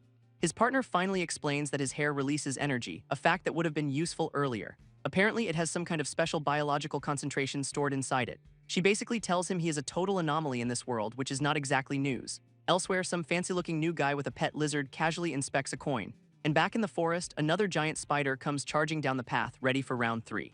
With the next giant spider on its way, Sakamori taunts it into charging straight at him. He then calmly plucks a single strand of his explosive new hair, a plan clearly forming. Crouching down with a confident smirk, he gets ready to test out his bizarre new weapon. Using a fallen log for leverage, he prepares to launch his tiny, volatile projectile. This single hair goes flying through the air, aimed directly at the rampaging monster. It lands perfectly in the spider's path just as its massive leg comes crashing down, and the strand detonates with incredible force, engulfing the creature in a huge explosion. This spider's leg is just completely shredded, leaving the monster crippled and reeling. His partner asks if he has finally figured out the pattern for what makes his hair go boom. Sakamori explains that hair only explodes if it is cut or pulled, while naturally shed strands are duds. She cheerfully calls his fallen hair useless, a phrasing that he finds just a little too real. This revelation just makes him bow again, eternally grateful for her anti-baldness blessing. Now that he knows the rules, he starts thinking about how to weaponize his explosive follicles. He realizes there is a problem: the hair explodes after a certain time or with a strong impact. But the main issue is that, despite its power, it is still just a single, flimsy strand of hair. When he tries to throw it like a weapon, it just flutters pathetically through the air. He concludes it is basically just a weak landmine, making it incredibly difficult to use effectively. His partner then casually asks if it is really okay for him to be holding onto that thing. She reminds him about the timer, and he panics as the hair in his hand starts to glow. He chucks it just in time for it to explode in the distance, yelling at her for the late warning. After his explosive adventure, Sakamori finally makes his way back to the village. He grumbles about nearly getting hurt by his own hand, while his partner is just dying of laughter. That village kid from before spots him right away, giving him a hero's welcome home. It turns out all the commotion is because the weapons they ordered have finally arrived, and it is a whole spread of swords, spears, and daggers for their brand new militia.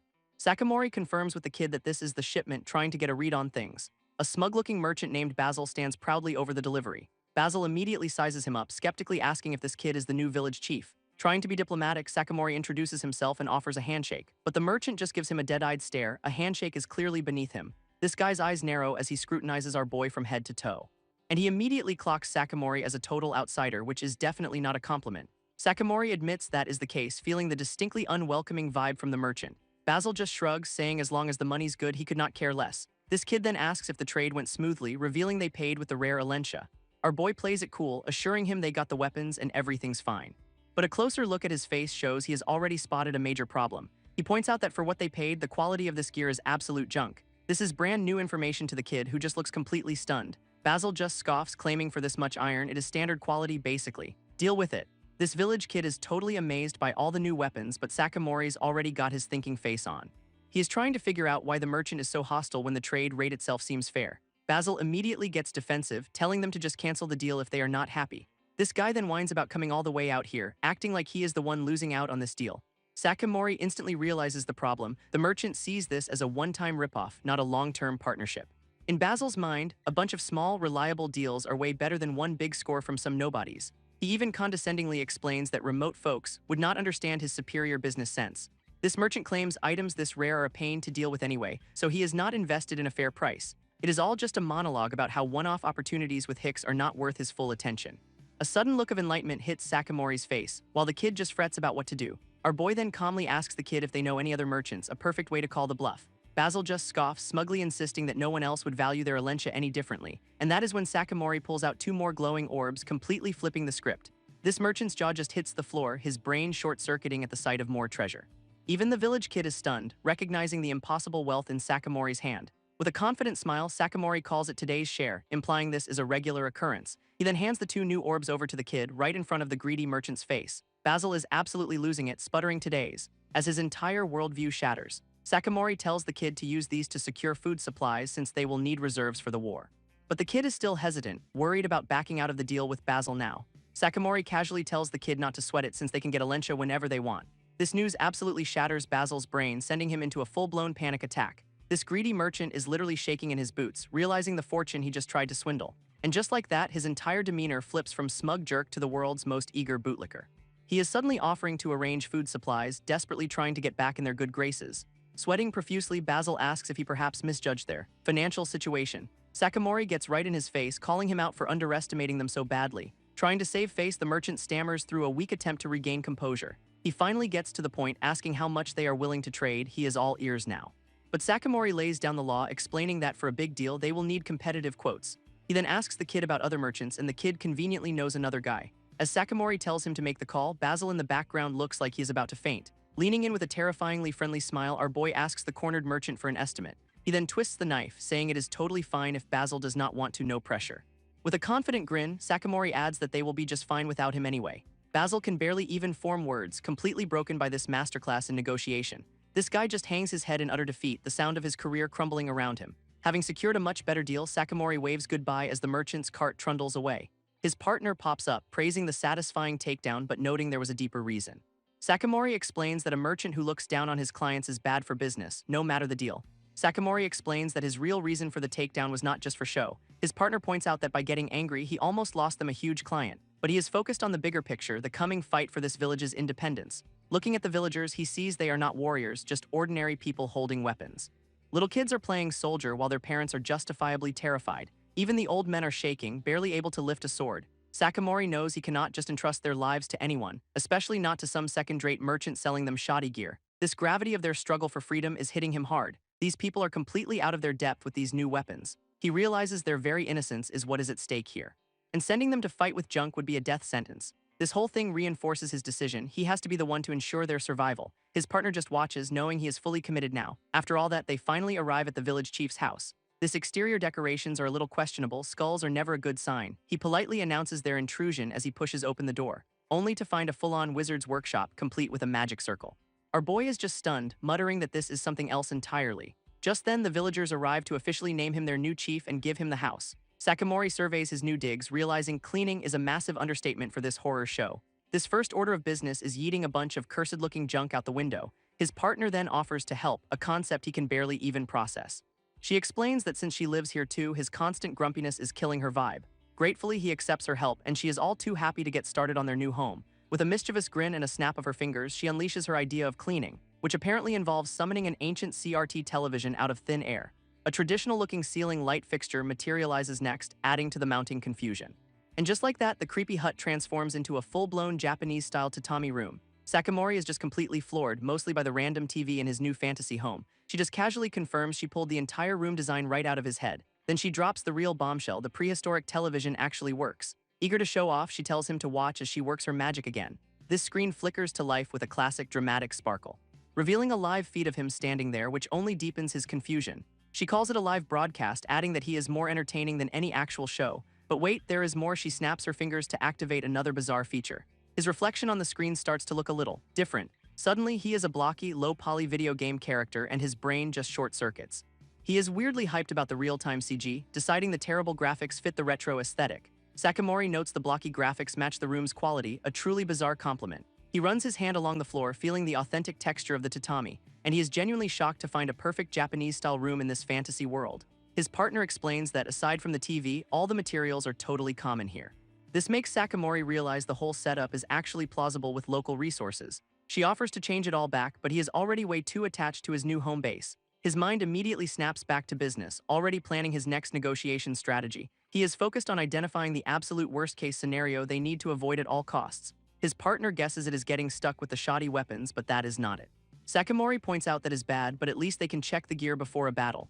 This true nightmare is a far more subtle kind of corporate backstabbing. He says the worst thing is when a partner cancels a deal right in the middle of it. She reads his mind again, calling out his corporate slave trauma, and he can only agree. He is thinking of classic black company tactics like advertising salaries that are pure fiction.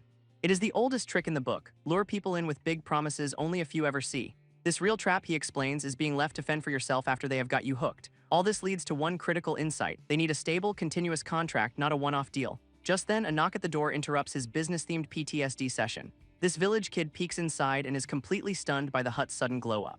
His partner just casually says she remodeled to make it more livable, a massive understatement. With the kid still in awe of the new room, Sakamori's partner decides it is question time. This boy asks about the old chief's contract with the Lord, remembering it had some kind of magical power. He nervously explains that the deal is supposedly enforced by magic, which is never a good sign.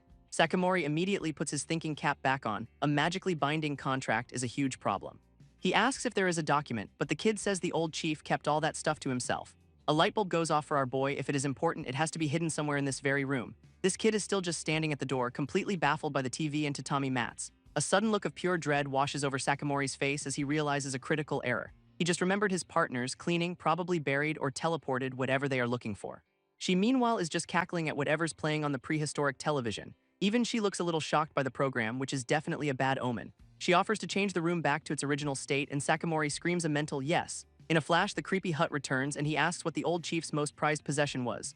This kid says it was a skull, and Sakamori just smiles, finding that incredibly on-brand for the guy. So begins the search, starting with shelves full of questionable potions and dusty bottles. They continue rummaging through old books, crates, and barrels looking for anything skull-shaped. Frustrated, Sakamori complains that something so important should be easier to find, and that is when he remembers the winged skull he chucked out the window earlier. He rushes outside to the pile of junk he so gleefully yeeted, desperately digging through it. And there it is, he finds the skull, which seems to be a container for the contract. Holding the skull, Sakamori figures the contract has to be inside, but this thing is sealed tight and he is struggling to pry it open. Seriously, this thing will not budge, it is like it is magically sealed. And just like that, a massive pillar of dark energy erupts from the skull, summoning a terrifying skeletal mage, the guardian of the contract, no doubt. Our boy is understandably freaking out, not expecting a boss fight right now. This thing just glares down, holding the skull like it is daring him to try something. Wasting no time, the guardian swings its massive scythe right at him. So he throws up a hand, conjuring some kind of dark energy shield to block, which manifests as a massive pillar of ice erupting from the ground, completely dwarfing the hut and stopping the attack cold.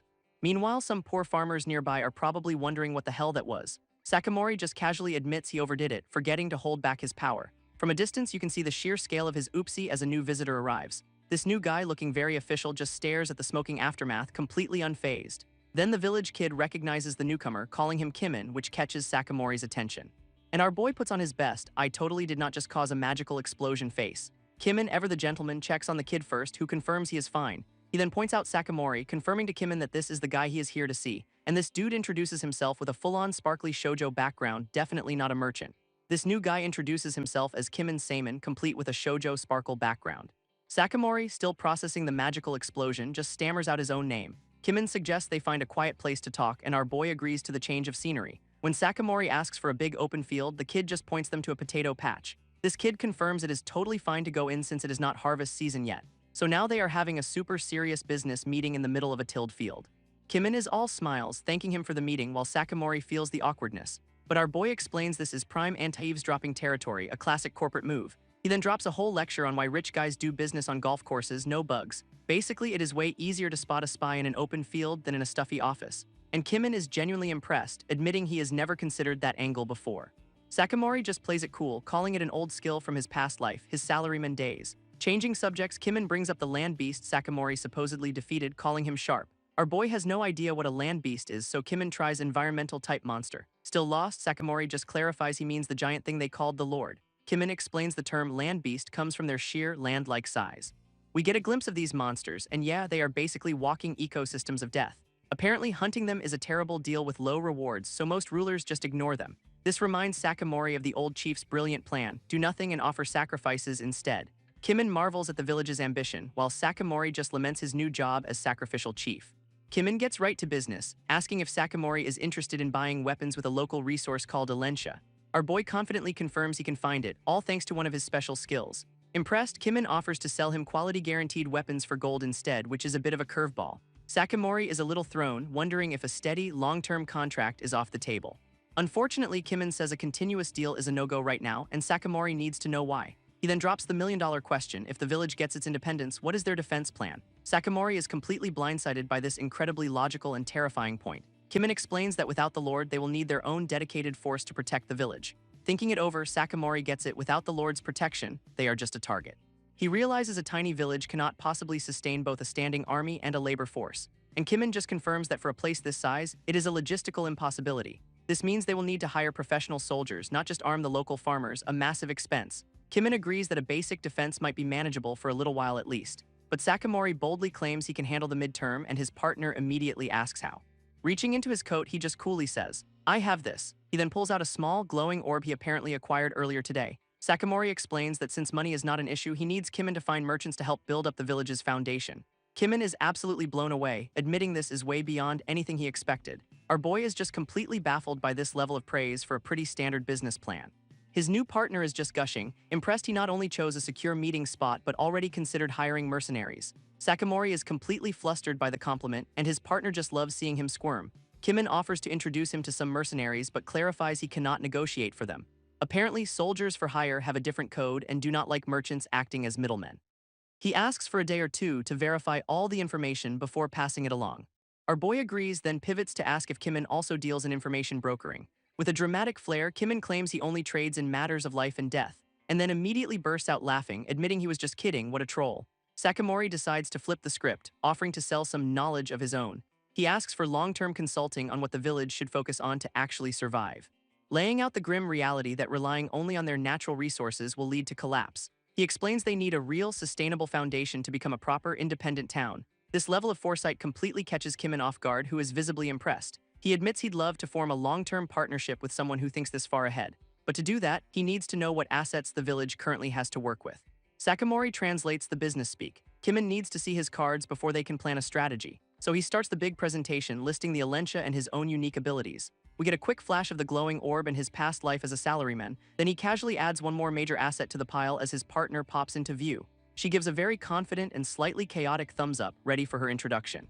And Sakamori smugly reveals his ultimate trump card, the blessings of a literal goddess. Kimin pivots to one last question, asking about a local guardian beast that recently disappeared. Apparently, when a guardian beast vanishes, all the other creatures it was suppressing start acting weird. Sakamori mulls this over, and Kimin points out that even the villagers are starting to act differently. With humans, their whole way of life changes, but Kimin notes you can at least negotiate with them. But the real problem, he warns with a dramatic finger point, are the monsters and wild beasts. Sakamori is understandably confused by this new category of problems, monsters and wild beasts. These creatures, Kimin explains, can suddenly start attacking humans even if they were previously harmless. He gives a very gangster-like analogy. It is like the monsters are asking whose food you think you're touching. This light bulb goes off for Sakamori, who pictures some local thugs, asking if that is what is coming. Kimin confirms it is a very real possibility, which is why he needs Sakamori to handle something. Our boy just smiles, totally on board with whatever this new job is. So the job is to investigate any local creatures that might suddenly turn hostile both in and around the village. Recognizing this as a critical test to lock in their business relationship, Sakamori accepts without hesitation. Then Kimin adds one more request, though he clarifies it is not exactly a job. With a big smile, he asks Sakamori to officially become the village chief, leaving our boy speechless. To be honest, Kimin admits Sakamori is the sole reason he is even willing to do business here. Sakamori is clearly a bit flustered by that level of direct praise. He has apparently known about this village for some time, and we get a glimpse of its impoverished state. And honestly, without Sakamori, he sees absolutely zero value in continuing to trade with this village, ouch. So our boy is left with the very mixed feeling of being the only reason this place is not a total write-off. His goddess partner chimes in from above, reminding him that she is part of this whole deal too. And she finds it absolutely hilarious that a guy with divine favor is getting flustered by a simple merchant. Our boy can only sigh and admit she's got a point, looking totally done with this conversation. With a blindingly cheerful smile, Kimin tells him to go convince the villagers, and Sakamori meekly agrees. So with that settled, they are back in the village to make the big announcement. That kid from before is immediately on board, fists pumped and ready to be his #1 fan. He immediately starts rallying the crowd, and it turns out everyone already considered Sakamori their leader anyway. Sakamori is just standing there, completely caught off guard by the unanimous support. He was expecting a fight. Lounging in midair, his goddess partner smugly points out he was the only one who had not gotten the memo. Still trying to process this, Sakamori asks if there are any, actual qualifications to become chief. Nope, the kid says the job requirements are pretty simple. Just be strong, democracy is overrated here.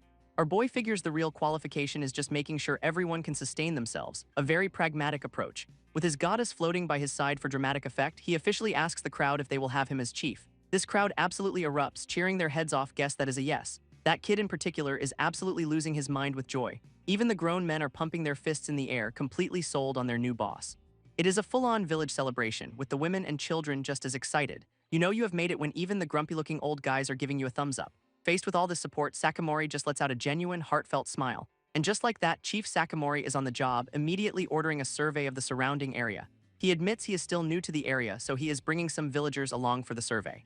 So he heads into the woods with his elite squad of 3 very average-looking dudes. Their first stop is a riverbank where our boy starts doing some serious environmental analysis. This kid from before spots something and the other villagers look absolutely horrified by the discovery. And of course, it is a giant angry boar charging straight for them. Welcome to the neighborhood. A moment later, the boar is down for the count, complete with a little angel halo, and everyone's applauding.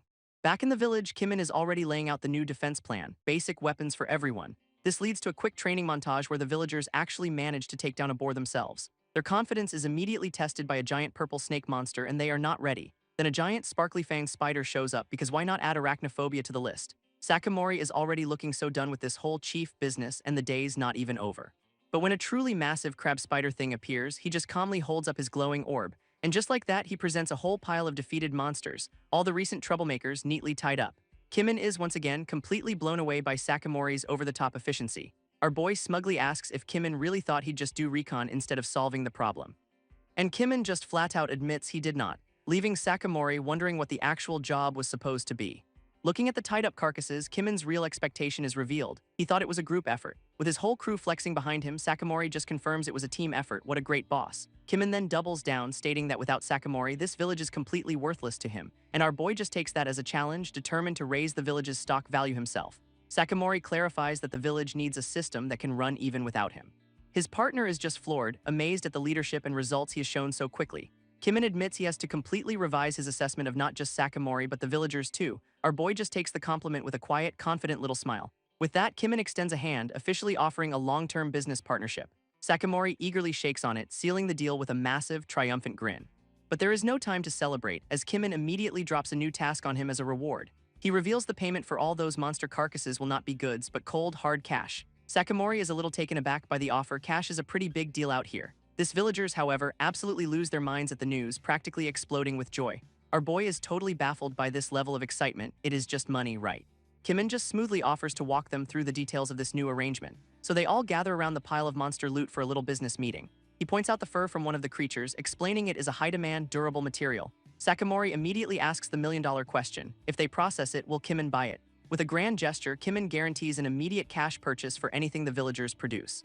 And once again, the crowd goes absolutely wild. A guaranteed cash income is a game changer. Sakamori is still confused by the hype, but his goddess partner explains that for farmers, cash is almost unheard of. A light bulb finally goes off in his head as he understands the economic reality of this world. He gets it now. Crops and meat spoil, but money is a stable asset that lets them build actual wealth. His goddess partner explains that of course they are excited, they finally have a stable income.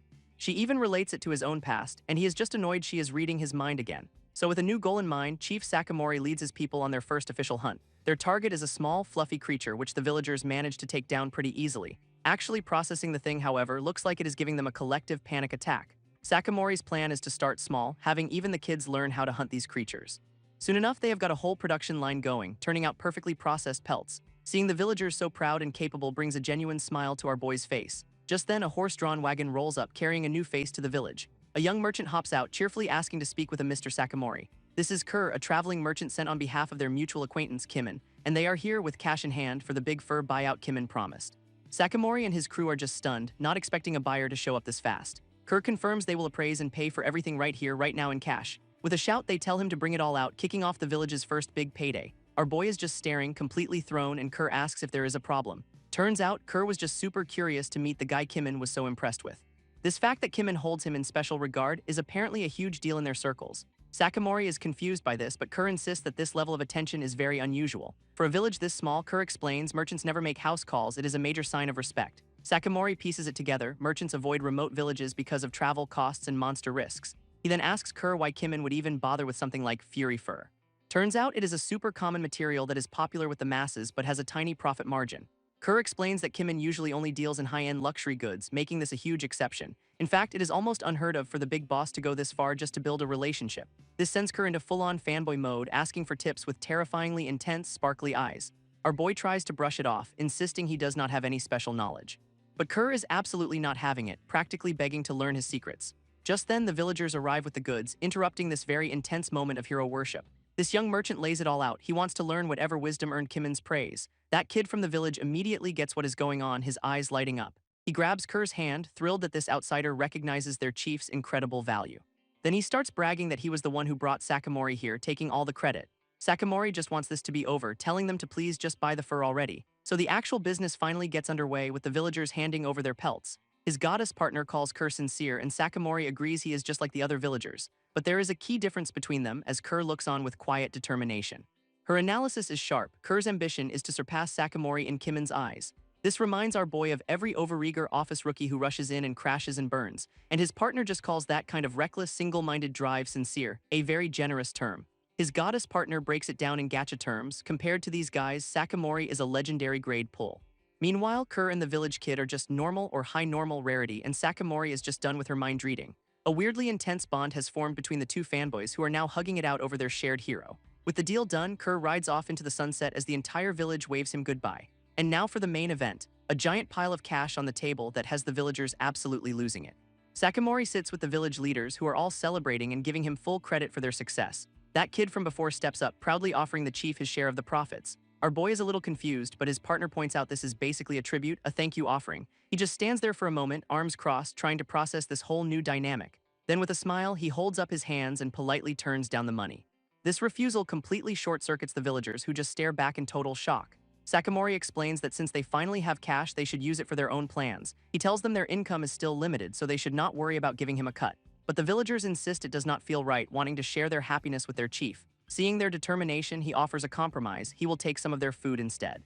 This crowd immediately erupts with joy, offering to pay him with meals, dried goods, and even liquor. Suddenly, a mountain of food and supplies appears. Their in-kind contribution is a little excessive. Sakamori is just standing there, completely stunned by the sheer volume of their gratitude. With huge, beaming smiles, the villagers all collectively urge him to please just accept it. He finally relents with a happy sigh, realizing this is enough food to last him for over a year. After all the excitement, Sakamori's attention shifts to a more practical and frankly grosser problem. This village's food supply is covered in mold, looking less like a harvest and more like a science experiment. That kid from before explains they do their best to fight off rats, but the little guys are relentless. Plus, the constant humidity means a huge portion of their food just rots away every year. Sakamori starts digging through his brain, trying to remember some random lesson from his old life. And then it hits him, a memory of an elevated storehouse designed to fight this exact problem. His face lights up as the solution clicks into place. Time for a little architectural revolution. He tells the villagers they might not have to throw away their food anymore, and they are hanging on his every word. With a confident grin, he announces they are going to build a new storage unit that is both rat-proof and mold-proof. And just like that, a perfect elevated warehouse appears, complete with a triumphant ta-da. Our boy stands proudly before his creation, smugly declaring it is exactly what he ordered. One of the villagers is a little confused, though, asking why it has such a strange shape. Sakamori breaks it down for them. It is a high-floor-style warehouse, which is why it is on stilts. He explains that raising it off the ground is the key to preventing moisture and mold from ruining everything. Then he points to a specific part of the support beam, revealing it has another, even cooler purpose. It is called a rat guard, a simple design that physically stops rats from climbing into the building. These villagers are absolutely floored by this incredible dual-purpose anti-pest technology. Sakamori then offers to help anyone rebuild their own storage with this design, even offering to fund it himself. They are shocked by his generosity, insisting it is too much for the chief to pay for. But they quickly agree it'd be rude to refuse, and Sakamori just smiles, his plan moving forward perfectly. With his master plan in motion, Sakamori has just one little favor to ask, and the villagers immediately lose their minds, promising to do literally anything he wants. He is just happy to see them so joyful, but his goddess partner has some thoughts. She points out he does not really get her situation. She is not exactly a publicly worshipped deity. In fact, she gets 0 prayers or offerings, then asks if he'd like to help her experience that. Our boy is just a little thrown by this very subtle, not at all needy request. She immediately backpedals with a blush, claiming she has not really thought about it, sure. Then she quickly changes the subject, but Sakamori's little smirk says he knows exactly what is up. Later, while checking out the new warehouse, she asks about its other benefits. Her brilliant suggestion is to just jump up, forcing him to explain that humans cannot, fly. He clarifies that the inconvenience is the point. It is a great anti-theft feature. This brings up a much more serious topic, the threat of looting. Sakamori's face darkens as he remembers that sleazy local lord, doubting he will stay quiet for long. His partner agrees, warning that the guy will probably try to exploit some loophole in their deal. Our boy knows a direct attack is unlikely. This lord is the type to play dirty from the shadows. He could easily orchestrate some kind of unfortunate accident and claim total innocence. For instance, a totally random landslide could just happen to fall on him during a walk. Or maybe he will accidentally run into a massive horde of monsters. Whoops. She sums it up perfectly. If a coincidence causes his downfall, it is not a breach of contract. Sakamori just laughs it off as a 50-50 chance, but she calls him out for bluffing and he tells her to get out of his head. His goddess partner is absolutely losing it with laughter, while he admits he does not hate a little dramatic flair. She teases him about his cringy past, bringing up classic chuny lines he has definitely thought before. Sakamori just sighs, admitting he knew she'd find his old memories hilarious. Then he strikes a pose and drops some faux deep wisdom, which she immediately roasts as prime cringe material. Just then, that kid from the village runs up, waving and calling for the chief. He announces that the thing Sakamori asked for is already done, and our boy is shocked by the speed. This kid explains that since it was the chief's request, all the craftsmen were super motivated to get it done. His partner, meanwhile, is just a floating, confused pretzel, wondering where they even found craftsmen. He is led to a crowd of villagers who all cheer as soon as they see him arrive. This kid proudly gestures for him to come see what they have made, a huge grin on his face. And there it is, a freshly carved wooden statue of his goddess partner looking surprisingly divine. She is absolutely speechless, staring at her own wooden likeness in total shock. When the villagers ask if it looks right, the kid wonders how the chief even knows her appearance. Sakamori confirms he can see her just fine, which makes his partner blush and feel all fuzzy inside. This revelation sends the villagers into another round of hero worship. Their chief is just that amazing. His partner smugly points out he was so busy watching her memories, he never saw her little surprise coming. With a huge grin, he just throws her own logic back at her. Those who dwell on the past miss the future. Snapping back to reality, he apologizes to the craftsmen and tells them to proceed with the plan. He instructs them to make it a proper statue for prayers since this deity watches over all of them. Overjoyed, she says if he makes her worship entertaining, she will consider protecting them, playing hard to get. Meanwhile, at the local lord's fancy estate, the gears of villainy are turning. That sleazy noble sits at his desk, tapping his fingers and pondering some very bad ideas. With a truly punchable grin, he muses that maybe Sakamori will just have a little accident. Back in the village, our boy is admiring a brand new, very long spear that just arrived. Kerr the merchant explains it is made from high-quality wood, making it both strong and light. He assures Sakamori he'd never cut corners for a client so highly valued by Kimin. This kid is still desperately trying to learn Sakamori's secrets to success but gets laughed off. With the delivery complete, Kerr and his new village bestie wave a cheerful goodbye. Sakamori and the villagers now stand before a fresh arsenal of spears and spearheads. One of the men asks if he only ordered spears and Sakamori confirms it. Some of the younger villagers are a little disappointed. They wanted to look cool with swords. Our boy apologizes, saying he had his reasons, and they immediately accept his judgment. His goddess partner asks why he chose spears, admitting she is not reading his mind to keep it fun. Sakamori explains the first reason is cost. Iron is just way too expensive for them right now. For the price of one sword, he could arm 5 or 6 people with spears, but he is coy about reason too. He then gathers everyone, asking for 5 volunteers of any age to grab a spear.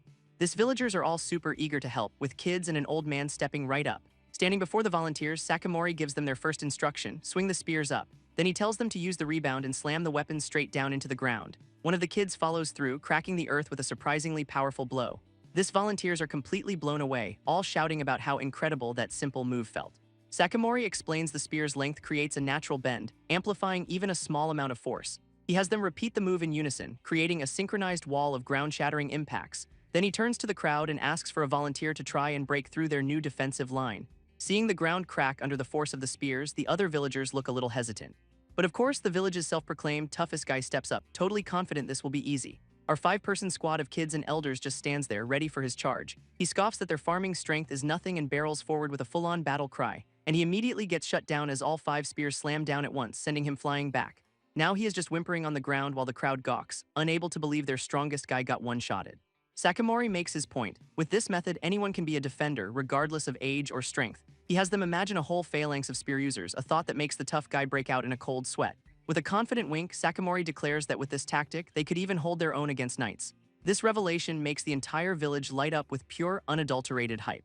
His goddess partner finally gets it. The spear's length is basically a cheat code for generating force. He then reveals his second reason. Most people have a serious mental block against actually cutting someone with a blade. But since this move is just like farming, it bypasses that psychological hurdle, making it easier to use in a fight. It all minimizes their mental stress, making it a simple, low-cost tactic for actual combat. Just as he is wrapping up his lesson, his expression sharpens. He has detected something approaching, and what he senses is a massive, terrifying spider monster screeching from the nearby forest, well timed for a field test. His goddess partner just deadpans again, while Sakamori looks like he is so done with this world's problems, and the villagers are absolutely losing it, screaming that the monster is an arachne, a giant spider. But Sakamori immediately takes command, telling everyone to line up with the sharp-tipped spears this time. These villagers quickly form a line, their new weapons pointing to the sky, ready for a real fight. He shouts for them to sync their timing and put every ounce of strength into one unified slam. This little line of farmers stands their ground as the massive spider charges right at them. Talk about a trial by fire.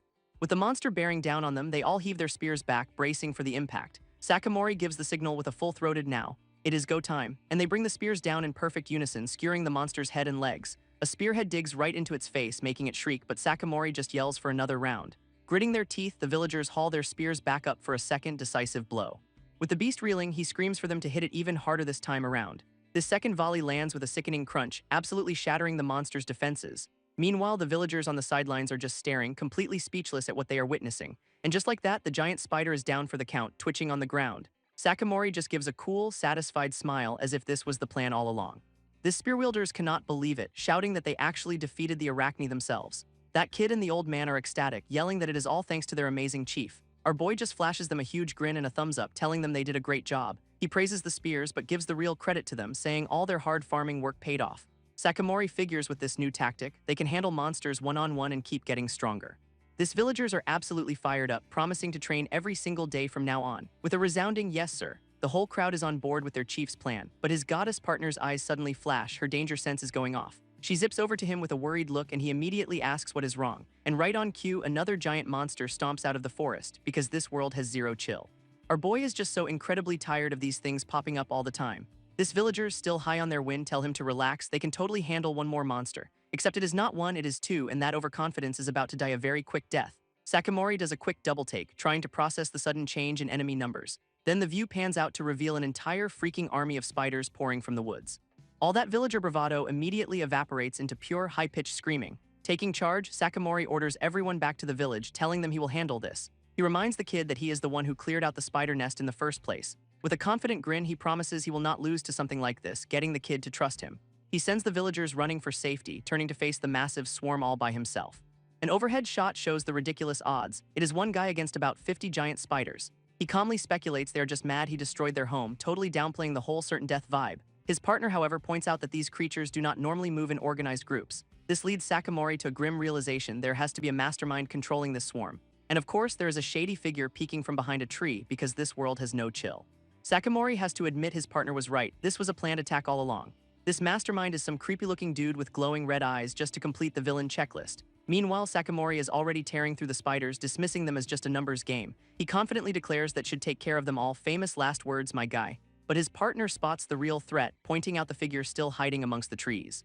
Without a second thought, our boy is already gone, blasting towards the woods to intercept. This mastermind, a buff dude with face tats, is shocked as Sakamori appears right in front of him. His eyes go wide with pure panic as he realizes he's been completely found out.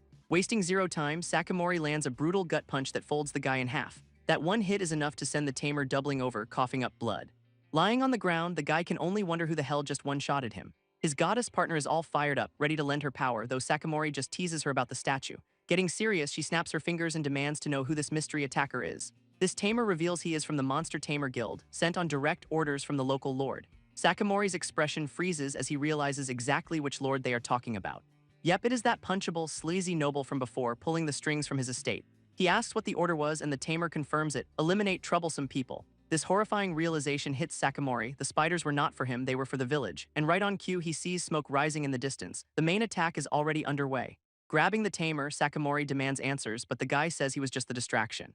This whole mess is on the local lord, who has a very strict no traitors policy apparently. Absolutely furious, Sakamori leaves the goon in the dust and sprints back toward the village. He arrives to see his worst fears realized. The entire place is engulfed in flames. Meanwhile, a squad of hooded assassins gives the order to kill every last villager. These villagers fight back with their new spears but are getting overwhelmed by the trained killers.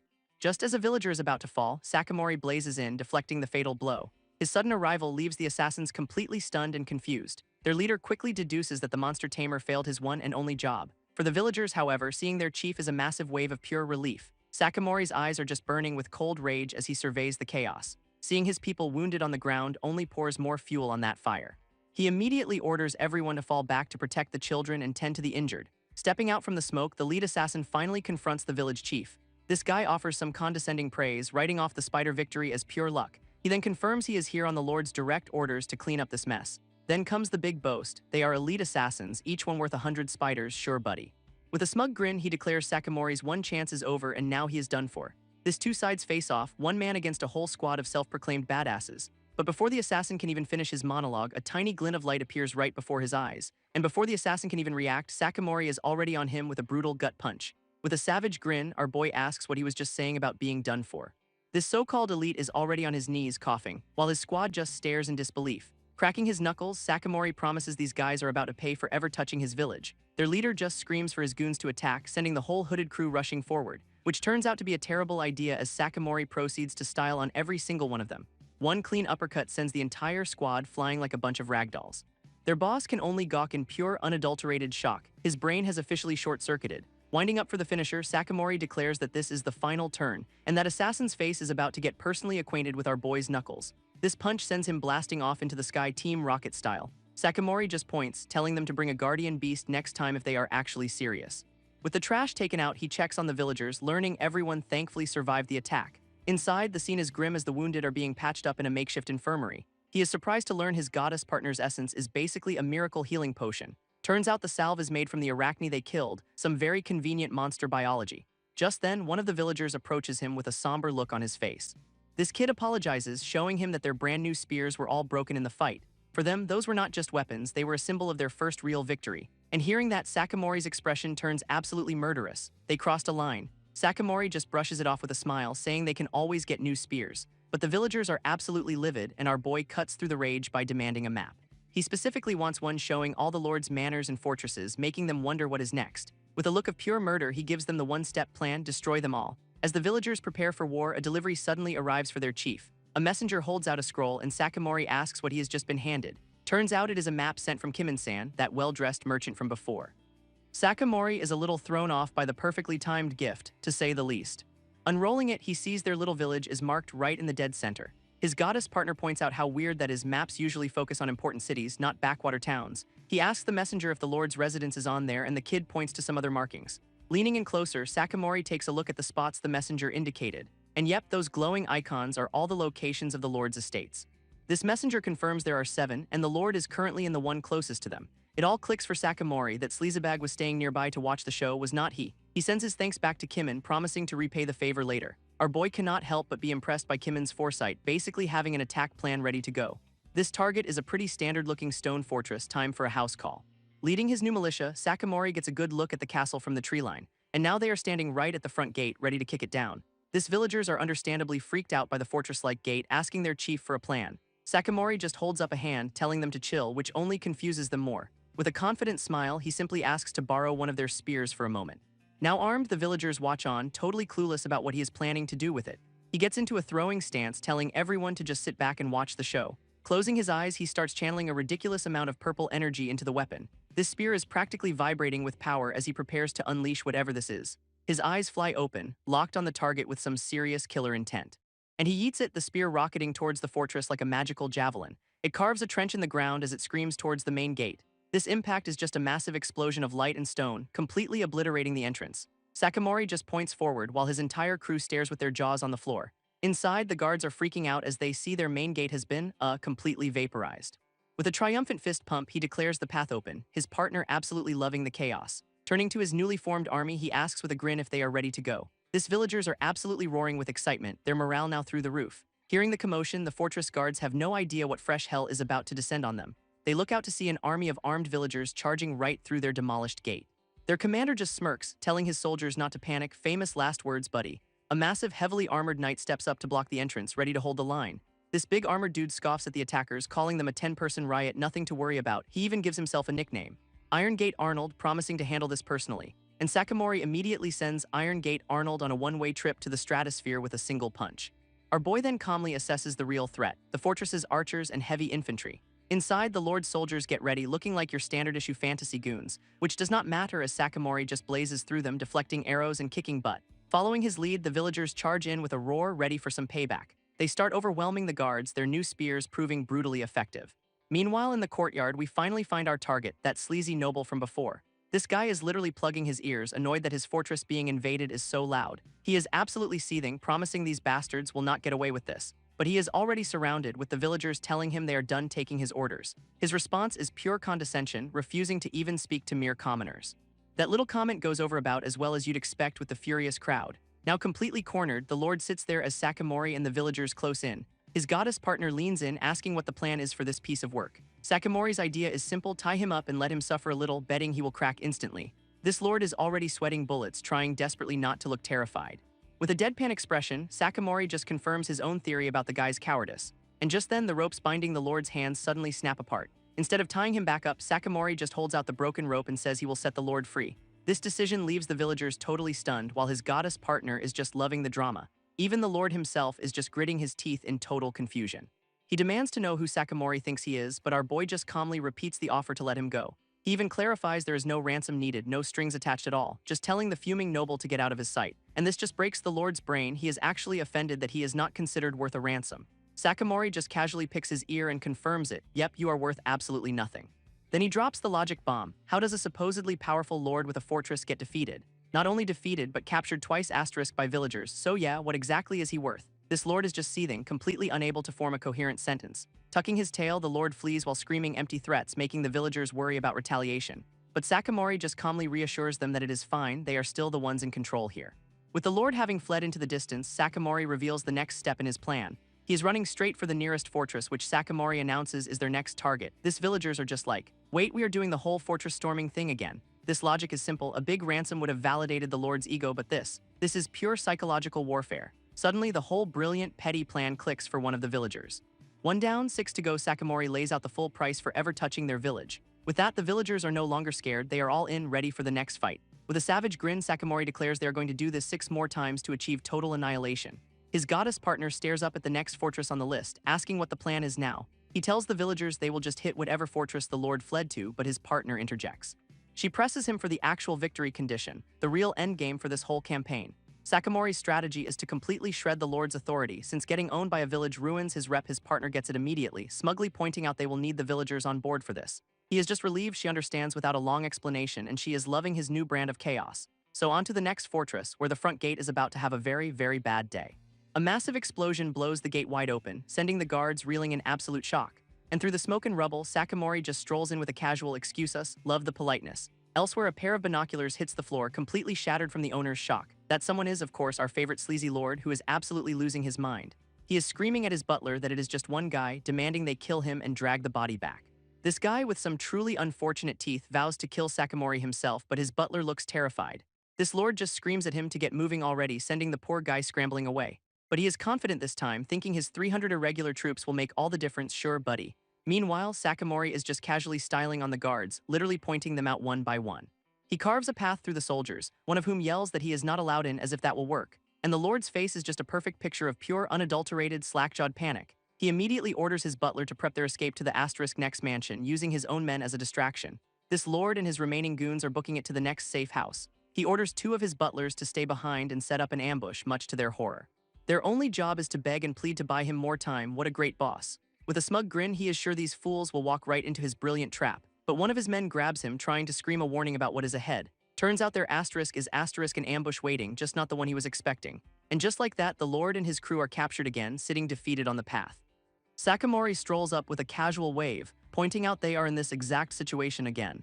Turning to the villagers, he asks them what they want to do with their captured prize. This lord is absolutely freaking out, realizing his fate is in the hands of commoners. He cannot believe Sakamori would let them decide, but our boy confirms that is the deal. This sleazebag is furious, refusing to let scum determine what happens to him. Sakamori just muses that prey this easy to catch does not really have much value, does it? He then puts the question to the villagers one more time, letting the idea sink in. With a little wink, he signals that he has got this all under control. One of the younger villagers seems to get the message, looking up with an idea. He suggests that if the lord is worthless, they should probably just let him go. This leaves the other villagers completely baffled, wondering what he is talking about. Meanwhile, the lord is having a full-on meltdown, screaming his head off in rage. But the villager just calmly agrees with the logic. Easy prey is not worth keeping. This lord is absolutely losing his mind over the suggestion to just let him go. The disrespect is real. So with their worthless captive sent packing, Sakamori and his crew are already on the road to the next fortress. This villager who suggested it apologizes, thinking he let everyone down after they worked so hard. But the others are thrilled, saying that seeing the lord's humiliated face was worth more than any ransom. One of them turns to Sakamori, eagerly asking what the next brilliant, petty move is. With a devilish grin, Sakamori says they are just going to do this over and over to watch the guy's soul crumble. And that is all the villagers needed to hear. They are absolutely fired up for more chaos. At the next mansion, Sakamori makes his entrance by kicking the door off its hinges, right in the lord's horrified face, which leads to the inevitable result, the lord captured and tied up for the 3rd time. Sakamori presents their recurring prize to the villagers, who are getting pretty good at this whole capture thing. He then casually bends open a solid metal gate just to show how little effort this all takes. Our boy gives a cheerful little wave as the lord is dragged off for another round of freedom. This whole cycle of capture and humiliation repeats, with Sakamori looking increasingly bored by the lack of challenge. He is literally just laughing with his new friends while the lord gets hauled away in the background again. After being caught for the umpteenth time, the lord is looking ragged but still spitting empty threats. Sakamori is just unimpressed, noting the guy's stubborn refusal to break and wonders what to do now. His goddess partner pops in, also marveling at the lord's terrible attitude as Sakamori finally decides on a new plan. Hearing that they are calling it a day, the lord's eyes widen with a flicker of hope.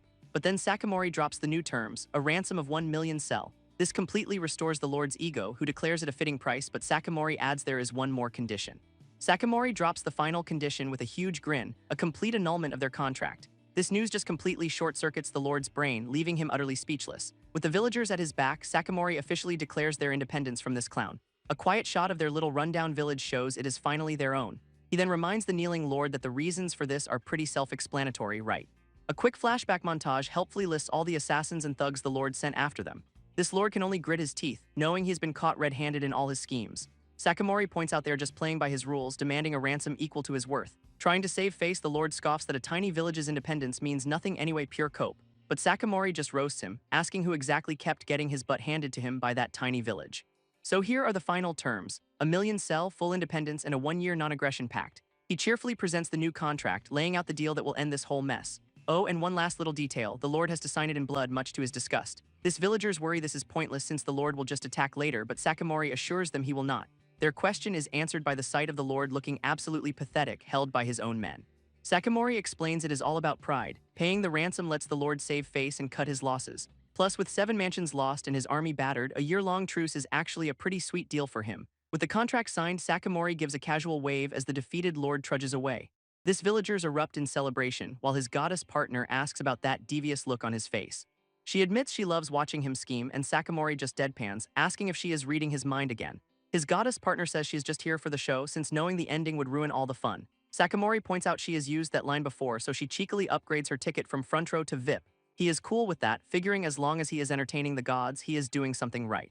A few days later, Sakamori waves goodbye to some villagers who are heading out on their own. Turns out word of their victory has spread like wildfire and people are now coming to them for help. His partner calls these new connections entertaining, a vague but accurate assessment of the chaos. This logic is simple. The old lord was a weakling, so now everyone's scrambling to ally with the new power. Sakamori just smirks, knowing that clueless lord probably still does not grasp how royally he has been screwed. She cannot wait to see his face when reality finally hits, but Sakamori tells her she could just go watch. With a slightly unsettling smile, she says the Lord's life is nothing compared to his. Okay, a little possessive there. As more people arrive, she is just thrilled about all the new drama this whole situation is going to create. But then a villager sprints up to him, completely out of breath and yelling about an emergency. Sakamori's mind immediately flashes to another sleazy-looking noble, bracing for another fight. This news, however, is that the chief from a neighboring village is here to see him in person, and the reason is a bombshell. He is here to offer his daughter's hand in marriage, leaving Sakamori stunned. So our boy heads out to meet this new delegation waiting for him on the path. This village chief, a man named Lloyd, greets him with an almost comical level of respect. He then introduces his daughter Mina and nudges her forward to say hello. A young woman steps forward, shyly offering a greeting to her potential new husband. After her dad scolds her for not being polite enough, Sakamori instantly gets it. This is a political alliance. This chief's daughter Mina is giving off some serious "I'd rather be anywhere else" vibes. He is thinking she is pretty cute, though her expression screams, "I am so over this." His goddess partner immediately pegs her as a pampered kid being married off to the boonies. That pout is working overtime, completely overshadowing any potential charm she might have. To Sakamori, she is just some girl from another town, nothing particularly exciting about this whole deal. Now at the table, the chief gets straight to business, confirming he is here for a strong alliance. With a grand gesture, her dad officially proposes the marriage, while Mina just huffs in her seat. Meanwhile, his goddess partner is just cackling, draped over his head and loving the drama. Trying to de-escalate this awkwardness, Sakamori politely offers them some tea. This simple offer seems to completely catch the chief off guard, a luxury apparently. Turns out this is some high-class tea from that merchant Kimin, which is news to Sakamori himself. Mina immediately declares the fancy tea is bitter and gross, much to her father's absolute horror. She is not done calling Sakamori scrawny and saying even the merchant was more impressive. Ouch. Her father is practically bowing an apology, but Sakamori just waves it off with a calm smile. But she is on a roll, questioning if he is really that strong and flexing that her village is bigger. While some villager kid gives a creepy grin, Mina argues he should be the one begging asterisk them for help. Sakamori just calmly clarifies her point, so she is not sure if he is worthy of her. Is that it? His goddess partner pops in, cheerfully suggesting he should just show her his power and settle this. She is absolutely thrilled by the idea, eager to prove that they are more than a match for these guys. Sakamori immediately tries to shut this down, yelling that they need to sort out the actual contract first. His goddess partner questions why he is even bothering with a contract when they are already offering tribute and their daughter. She then cheekily reminds him that their entire village's future now rests squarely on his shoulders. Sakamori acknowledges the deal is good for his village, but he is thinking about the strings attached. He knows this is not a real alliance. They are just terrified and looking for protection from the new power in town. This weight of it all sinks in. Agreeing to this means he is now responsible for their village too. Considering that, the terms suddenly do not look so great and he needs to figure out his next move. But his goddess has a much simpler plan, start by putting that bratty girl in her place, much to his horror. With a dramatic flourish, she declares it is time to get this show on the road. Back at the negotiation table, a sudden boom makes the chief wonder if it is thunder. A villager then bursts in, screaming for everyone to get outside because something terrible is happening. They all rush out to find the sky has gone completely dark, with a full moon hanging in the sky. And as they watch, something begins to swallow the moon, creating a terrifying, unnatural eclipse. While the visitors freak out, Sakamori calmly points out it is a solar eclipse, even though it is the wrong season for one. He immediately knows his goddess is behind this massive flex, but he is not sure how it helps with the paperwork. This ominous shadow continues to creep across the sky, casting a pall of dread over everyone. This is way too much for the visiting chief, who is now convinced he never should have come to this cursed place. In absolute terror, he comes to a single conclusion: this is the work of the gods. He immediately drops to his knees, certain he is witnessing the divine power that protects this village. His people start connecting the dots, remembering the local legends and Sakamori's personal connection to the goddess. And right on cue, the goddess herself appears in a blaze of glory, telling Sakamori she will handle the grand finale. Sakamori is just standing there, completely dumbfounded by his partner's sudden, dramatic entrance. Suddenly, a massive pillar of light erupts from the village, and everyone knows exactly where it is coming from. This goddess statue itself is now glowing with an absolutely insane amount of holy energy. Naturally, this whole light show has the visiting chief and his people completely frozen in awe. His goddess's voice echoes in his head, telling him his true strength is his divine connection. With a smug smile, she points out this gives him an ability no one else has, setting the stage perfectly. Sakamori catches on instantly, a perfect "I am about to lie to your face" grin spreading across his face. Bathed in holy light, he stands before the chief and Mina, declaring that the gods are officially not pleased. He specifically calls out Mina's attitude, noting she disrespected the one guy who talks to gods, huge mistake. With the chief in full panic mode, Sakamori casually suggests they might want to rethink their terms. This goddess then chimes in, demanding they prove their sincerity to be worthy of divine protection. Completely overwhelmed, the chief immediately agrees to whatever they want, and Sakamori just soaks it in. She then adds that the gods need time to deliberate, which is just code for "you guys can sweat for a bit." For extra dramatic effect, the statue flares up with an angry red light, really selling the divine wrath. Then, just as suddenly, the sky clears, leaving everyone baffled by the divine mood swing. Sakamori smoothly explains the gods have granted them time, and the chief is falling over himself with gratitude. Even Mina is looking flustered, her bratty attitude completely vaporized by a healthy dose of holy terror. This delegation heads out, promising to revise the terms and prove their sincerity, with Sakamori waving them off. His goddess pops up, praising the performance, and he just admits it is easy when the whole thing is rigged. He is confident this will make future negotiations a breeze, but her skeptical look suggests otherwise. This villagers realize everyone saw that divine light show, not just them. And with Lloyd's group spreading the story, their legend is about to go viral. Sakamori gets a greedy glint in his eye, knowing other villages will be lining up with sweet deals. His goddess partner is already celebrating their guaranteed future, but he is not so sure. She then snaps her fingers, deciding it is time to move on to the next issue on her agenda. Suddenly, Sakamori is hit with a jolt of something, leaving him completely flustered. He is blushing and sweating, totally confused about what is happening to his body. His partner cheekily explains the village's prosperity is tied to his prosperity, if you catch her drift. While Sakamori stands there clutching himself in agony, a villager asks if he is okay. He bolts, screaming about a stomach ache, leaving everyone completely baffled by his sudden exit. Safely inside, he is just trying to catch his breath and deal with this. Divine intervention. His goddess pops in, fully aware of the chaos she caused, but he is not having it. She asks if he does not want boundless virility, and he just yells that she is turning him into a creep. Our boy complains he does not want another power he cannot even control. She seems to get it, pointing out how he held back against the Lord's fortress. A quick flashback confirms he used spears in close combat instead of his usual god-tier nukes. He explains the goal was different back then. He was not trying to just obliterate everything. So he asks for a power that is a little more manageable, something he can actually handle. She totally understands his point and then immediately refuses with a pout. Her final troll is a no-returns policy, a phrase she literally just stole from his mind. His goddess gets serious, pointing out that most people with his power would just go full villain. But Sakamori is different. He is so hesitant to use his god-tier abilities he is practically allergic to them. And with a massive grin, she declares that is exactly why she has taken a liking to him recently. Our boy is just a blushing mess, completely caught off guard by the sudden praise. She calls it a self-imposed challenge, and he immediately yells at her to stop stealing phrases from his brain. With a deep sigh, he asks if there is a return policy on this whole uncontrollable power situation. Her answer is a cheerful nope, so he just accepts he will have to innovate with the tools he has got. He is still trying to process the compliment, looking away with a shy, flustered expression. She is not done talking, but he cuts her off until she threatens to just read his mind, which works instantly. Later, back in the village, things seem to have settled down for a moment. Then a delegation of village elders shows up looking dead serious, like they are about to stage a coup. Sakamori sits before them, looking a little tense about whatever this new drama is.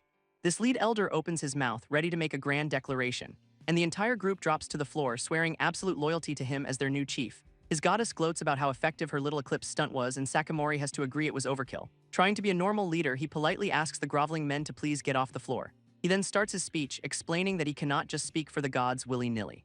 But he assures them that as long as they behave, they will not get smited from the heavens. This head elder is sweating bullets, promising he will never, ever betray him. In unison, the rest of them all swear their undying loyalty, still bowing to their new god-touched leader. Sakamori is loving this, realizing they are terrified, so he smoothly suggests they get down to business. Not to be outdone, another elder immediately jumps in, offering his own very beautiful daughter to the cause. His goddess partner is all for the political marriage idea, but Sakamori's already dreading the rivalries it would create. Her brilliant solution is to just marry all of them, a suggestion he immediately shuts down, citing future drama. Deciding to sidestep that whole mess, Sakamori tables the marriage discussion, leaving the elders looking utterly crushed. Instead, he has got a much better idea, telling a villager to hand something over to the council. This kid presents them with a neatly folded white cloth, a very mysterious offering indeed. Each elder gets one, and they are all looking completely confused about what is happening right now. Then Sakamori unveils the main event, a banner for their new alliance, which looks suspiciously familiar to him. He tells them to fly it high for everyone to see, and the elders are just staring in absolute shock. One of them gets a closer look, asking if the big red dot is supposed to be the sun. Bathed in a holy glow, Sakamori confirms it is a sun that will never set on their glorious new alliance. This immediately triggers a PTSD flashback to the eclipse, and you can see the terror dawning on their faces. In perfect, terrified unison, they all scream their undying loyalty, mission accomplished for our boy. Later, as the sun rises, he and his goddess partner walk away, the deal now completely sealed. She turns to him, calling him amusing, and he is a little caught off guard by the comment. His partner points out that no other reincarnator has ever brought their homeland's flag, but he just says it fit the sun theme. With a knowing grin, she tells him he has basically just planted his flag and claimed this land for himself. She is not just talking about an alliance, though. She says he has laid the foundation for a whole new nation. This triggers a memory of his past life, reminding him of his goal to build a country where no one is a sacrifice. He is haunted by a flashback to his past life, a miserable existence of being overworked to death. This is why his new goal is to build a nation where people are genuinely happy to be citizens. He wants a country where life is more than just a desperate, day-to-day struggle for survival. A place where people have actual hope instead of just accepting their country is doomed. Of course, building a nation from scratch means dealing with a mountain of logistics and paperwork. And Sakamori knows he's got a ton of organizing to do before any of that can happen. His goddess notes his past trauma is now valuable experience, so he will start with his village first. His partner, however, is more focused on why he rejected all those marriage offers from the elders. Our boy just brushes it off, claiming he was not politically or romantically inclined. She calls him picky for someone with so little experience, and he yells at her to stop reading him like a book. With glowing eyes, she decides to just dive into his subconscious to see the truth, much to his horror. After her mental deep dive, she explains it is a subconscious thing he would not even know about. She offers to reveal the real reason he is not interested, and suddenly he is not so sure he wants to know. This reason, she declares with a flourish, is because he finds her more alluring than any mortal woman. Sakamori completely short-circuits, and she just cheekily asks if he is really going to call his goddess a liar. He is left completely stumped. How can you argue with a feeling you do not even know you have? Floating smugly, she starts to wonder aloud about the implications of all this. She then asks herself if she is the one in love with the god, as in him. Her answer is a cheerful nope, leaving Sakamori completely lost. She scoffs at the idea, saying she would not waste her time on such shallow feelings. Total power move. She drops the L-bomb, declaring his feelings are straight-up love, and he is not ready for this. Our boy is now surrounded by a pink heart background he absolutely did not ask for. With a smug little smile, she admits she does not exactly hate the idea, which is not helping him at all. Sakamori's brain just completely short-circuits, leaving him a blushing, stammering wreck. She then casually drops a "till death do us part," deciding to make their whole partnership official. As the one who walks alongside a god, she has a very specific role for him in mind, and that role is to be a sacrifice, which sounds less like a job and more like a problem. She repeats her point, hammering home the duties that come with his divine connection. Then she clarifies that he needs to become the offering, and he is still not sure what that means. This next morning, their new sun that never sets flag is flying proudly over the village. Sakamori walks through town, with everyone now greeting him as their official chief. He is playing the part perfectly, waving and smiling like a natural-born politician. Even at the market, he is checking in on the locals, getting a feel for his new responsibilities. These villagers are all smiles, clearly thrilled with their new god-touched leadership. After his little tour, he waves goodbye, leaving a trail of happy citizens in his wake. But once he is alone, his cheerful facade completely vanishes. Standing by himself, the weight of his new position seems to finally be sinking in. That word offering is still stuck in his head, and he is clearly not a fan of the implications. He confronts his partner, yelling that there is no way he is letting himself get eaten. She just brushes him off, telling him to stop overthinking it and go do something useful for the village. Sakamori steels himself for his new duties, admitting he is still a little nervous about it all. This sun rises on another peaceful day in his rapidly developing village. He and his goddess partner look out over the fields, enjoying a rare moment of calm. A group of farmers immediately spots him, respectfully calling him chief as he passes by. Noticing their worried expressions, our boy stops to ask what is troubling them. One of the villagers explains that while things are great, they feel bad relying on him for everything. This poor guy tried to restart his old farm, but the soil is completely dead, a real confidence killer. Sakamori is so touched by their independent spirit he is literally crying with pride. He offers to help, but the farmer politely declines, saying that would defeat the whole point. Getting down to business, Sakamori considers the problem, knowing basic fertilizer is not cutting it. High-grade stuff is just a fantasy. The cost alone would bankrupt them before it even arrived. His goddess partner chimes in from his shoulder, telling him he worries way too much. His farmers overhear this and immediately assume it is a divine revelation, because of course they do. Caught completely off guard, Sakamori just awkwardly agrees, playing the part of the holy messenger.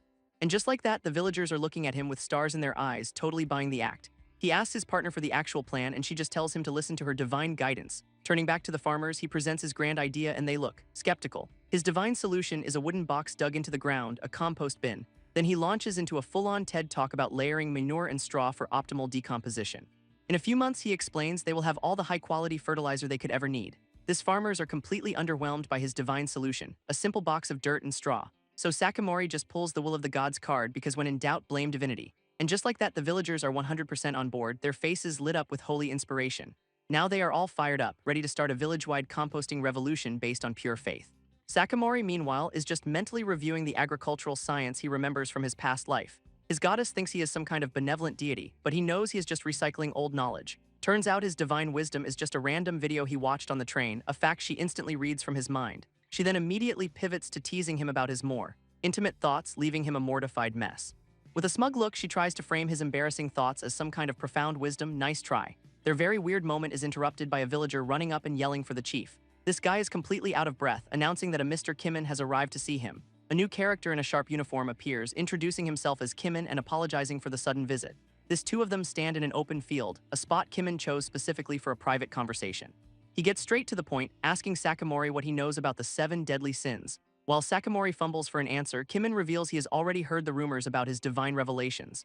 Cutting to the chase, Kimon asks for straight-up proof that his connection to the gods is real. He then clarifies that even if Sakamori just cleverly faked it by predicting events, that would be good enough.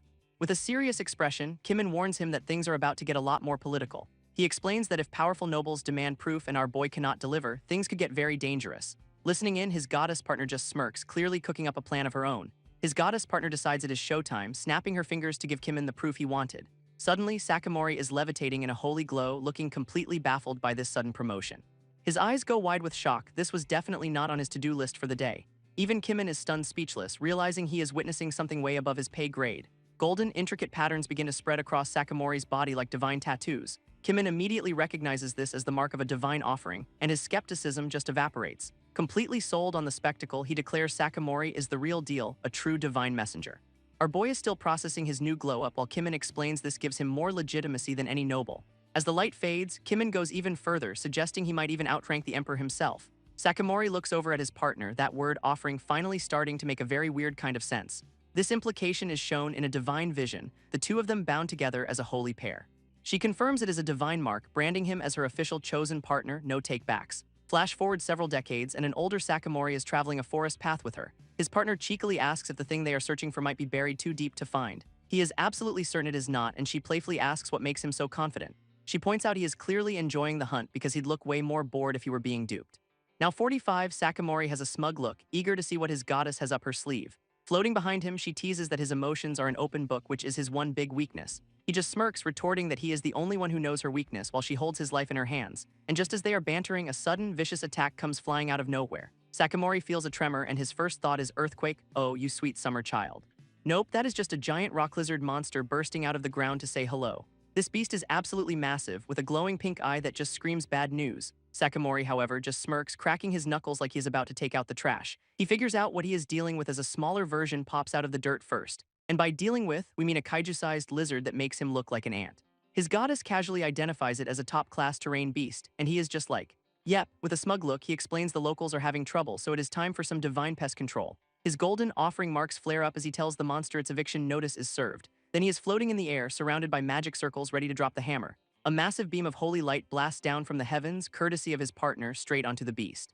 After the light show, the path is clear and the monster is just gone. Their little stroll takes them to a walled town, which is presumably where the locals live. And what do you know, the villagers are already cheering for him like he is a conquering hero. Next thing you know, flags that look suspiciously like Japan's are being raised all over town. Sakamori boldly declares this territory is now part of Nippon and under his goddess's protection. This local lord is so grateful he is offering to send supplies and people to Sakamori's village. But our boy is not done yet, deciding to add a little extra divine flair to the proceedings. He closes his eyes and lets his golden marks glow, putting on a real show for the crowd. This noble is completely floored, recognizing the glowing tattoos as the mark of God's blessing, hook, line, and sinker. This local lord announces they have been granted permission for a pilgrimage, which sounds suspiciously like a forced retirement. Sakamori lays down the law, telling the old guard to pack their bags and pick a successor from the younger generation. This lord is totally buying it, getting emotional about the long and difficult journey ahead. All the villagers are smiling, completely on board with shipping their entire leadership off on a one-way trip. And just like that, the town's elders are marched out of the gates on their holy vacation. His goddess partner is loving this, calling his plan a polite way to fire the entire ruling class. Sakamori explains his grand vision is to break the cycle of the old exploiting the young, a full-on generational coup. She points out his divine mark is basically a cheat code that makes powerful people agree to anything he says. He is sending them on a tough journey that is actually a super safe, well-paved road with rest stops. It is a luxury cruise, not a trial. Turns out the Holy Land is just a city with a giant school, basically sending them all back to college. Sakamori's grand plan is to re-educate them, believing knowledge is the true path to faith. Even the old lord is having a blast, giving lectures and totally embracing his new life as a student. Our boy smirks, admitting his whole scheme only works because he has an actual goddess on his side. She immediately calls him a heathen for using her divine authority to pull off a political takeover, but she is not stopping him. With the old guard gone, Sakamori stands tall, declaring it is finally time for the youth to run things. His partner teases him for being so cool, then immediately ruins it by reading his mind and calling him out for thinking nailed it. This montage begins, showing Sakamori personally clearing out hostile tribes to secure his new nation's borders. He gives a rousing speech to his people as the sun that never sets flag flies high above them, and he is not just fighting people, he is also taking on giant bear monsters to protect his territory. His nation grows as he plans expansions on a map, uniting different peoples under his rule. His new nation of Nippon has expanded across the map, a testament to his decades of work. Meanwhile, the old emperor of a rival nation is laid to rest, surrounded by flowers. At the funeral, an elderly Sakamori and his partner watch on with somber faces. All the other nobles are absolutely sobbing their eyes out, a masterclass in political grief. Then the scene shifts, his goddess partner peeking over him and announcing he is awake. And we see Sakamori is now ancient, lying on his deathbed after a long, eventful life. With a strange sense of peace, he notes his mind feels unusually clear for the first time in ages. His partner just smiles, glad he is lucid for what is coming next. Cutting straight to the point, our boy asks her if he is about to die. She gives him the unvarnished truth, he's got less than an hour left. To lighten the mood, she reads his mind and teases him with an old meme about wizards. Even now, he wearily tells her to stop reading his thoughts, their banter unchanged by time. He just dismisses it as an old meme, too tired to even get properly annoyed. So she ups the ante, calling him the Virgin Emperor, a deathbed roast for the ages. Sakamori sighs, confirming he understands the very pointed pun on his official title. A flood of memories from his long life begins to flash before his eyes, and looking back on it all, he decides it was a pretty good life. With his final words, he says he has no regrets, leaving the future to the young. She gently tells him his time is up, and he calmly accepts his fate. But just as he is fading, she says she has one last promise to keep. His goddess partner recalls their old promise, asking if he is finally ready to give up. A flashback reveals their deal: if he ever quit, she'd get to amuse herself with him. Back on his deathbed, Sakamori is just processing this final, weird memory. She floats over him, asking for his answer, and he just lets out a soft chuckle. With a peaceful smile, he finally says he is ready to accept the end. Then he thanks her, saying he beat a god and had the best life ever, a total mic drop moment. Completely taken aback, she asks if he truly has zero regrets. He just confirms it with a simple, peaceful yeah. His vision starts to fade, but he admits his one regret was not having more quiet time with her. And with that, he finally lets go, his only regret on the table. His consciousness slips away into the darkness. But her voice cuts through, teasing him for having regrets after claiming he beat her. How rude. He is fading out, his life seemingly over for good. Suddenly, his vision returns and he sees a young hand reaching out to her. Sakamori jolts awake in bed, very much not dead and very much confused. Without a second thought, he leaps out of bed and sprints across the room. A look in the mirror confirms it, he is young again and he is absolutely losing his mind. His partner appears, explaining that a god losing to a human is embarrassing, so she is not letting it end like that. Our boy, already back to his old self, just smirks and asks what her point is. She grins, declaring it is time for extra innings, because this game is far from over. Sakamori is absolutely losing it over the phrase extra innings. This was not on his retirement bingo card. Just then, an old attendant wanders in to check on his health, completely unaware of the divine reset button. This guy's jaw promptly hits the floor, seeing his ancient emperor suddenly looking like a teenager again. Trying to play it cool, Sakamori just offers an awkward little wave and a yo. This attendant is now weeping with joy, calling it a miracle since everyone knew the emperor was on his last legs. Before Sakamori can explain, the man sprints out of the room to announce the miracle of the gods to the world. His partner smugly reminds him he now has the immortality all rulers crave, while he is just internally screaming. He argues he is still an old man mentally and just wants to pass the throne to the next generation anyway. But it is too late, a whole posse of his elderly former advisors comes barging in. An ancient Kimin is thrilled, realizing he gets to keep learning from the young man he met decades ago. Even a grumpy-looking old noble admits Sakamori made the country great and vows to stick by his side. This first attendant is back, tearfully pledging his loyalty once more. The whole retirement home is on board. They all make it clear they are not going anywhere, ready to serve as his retired advisors forever. As Sakamori's brain is about to short-circuit, his goddess gives him a patronizing little pat on the back. She then winks and tells him to do his best in extra innings, calling him grandpa for maximum psychic damage. Our boy is just gritting his teeth, absolutely fuming at being roped back into the job he just died to escape. And his one overwhelming thought is that his country is now completely, utterly screwed.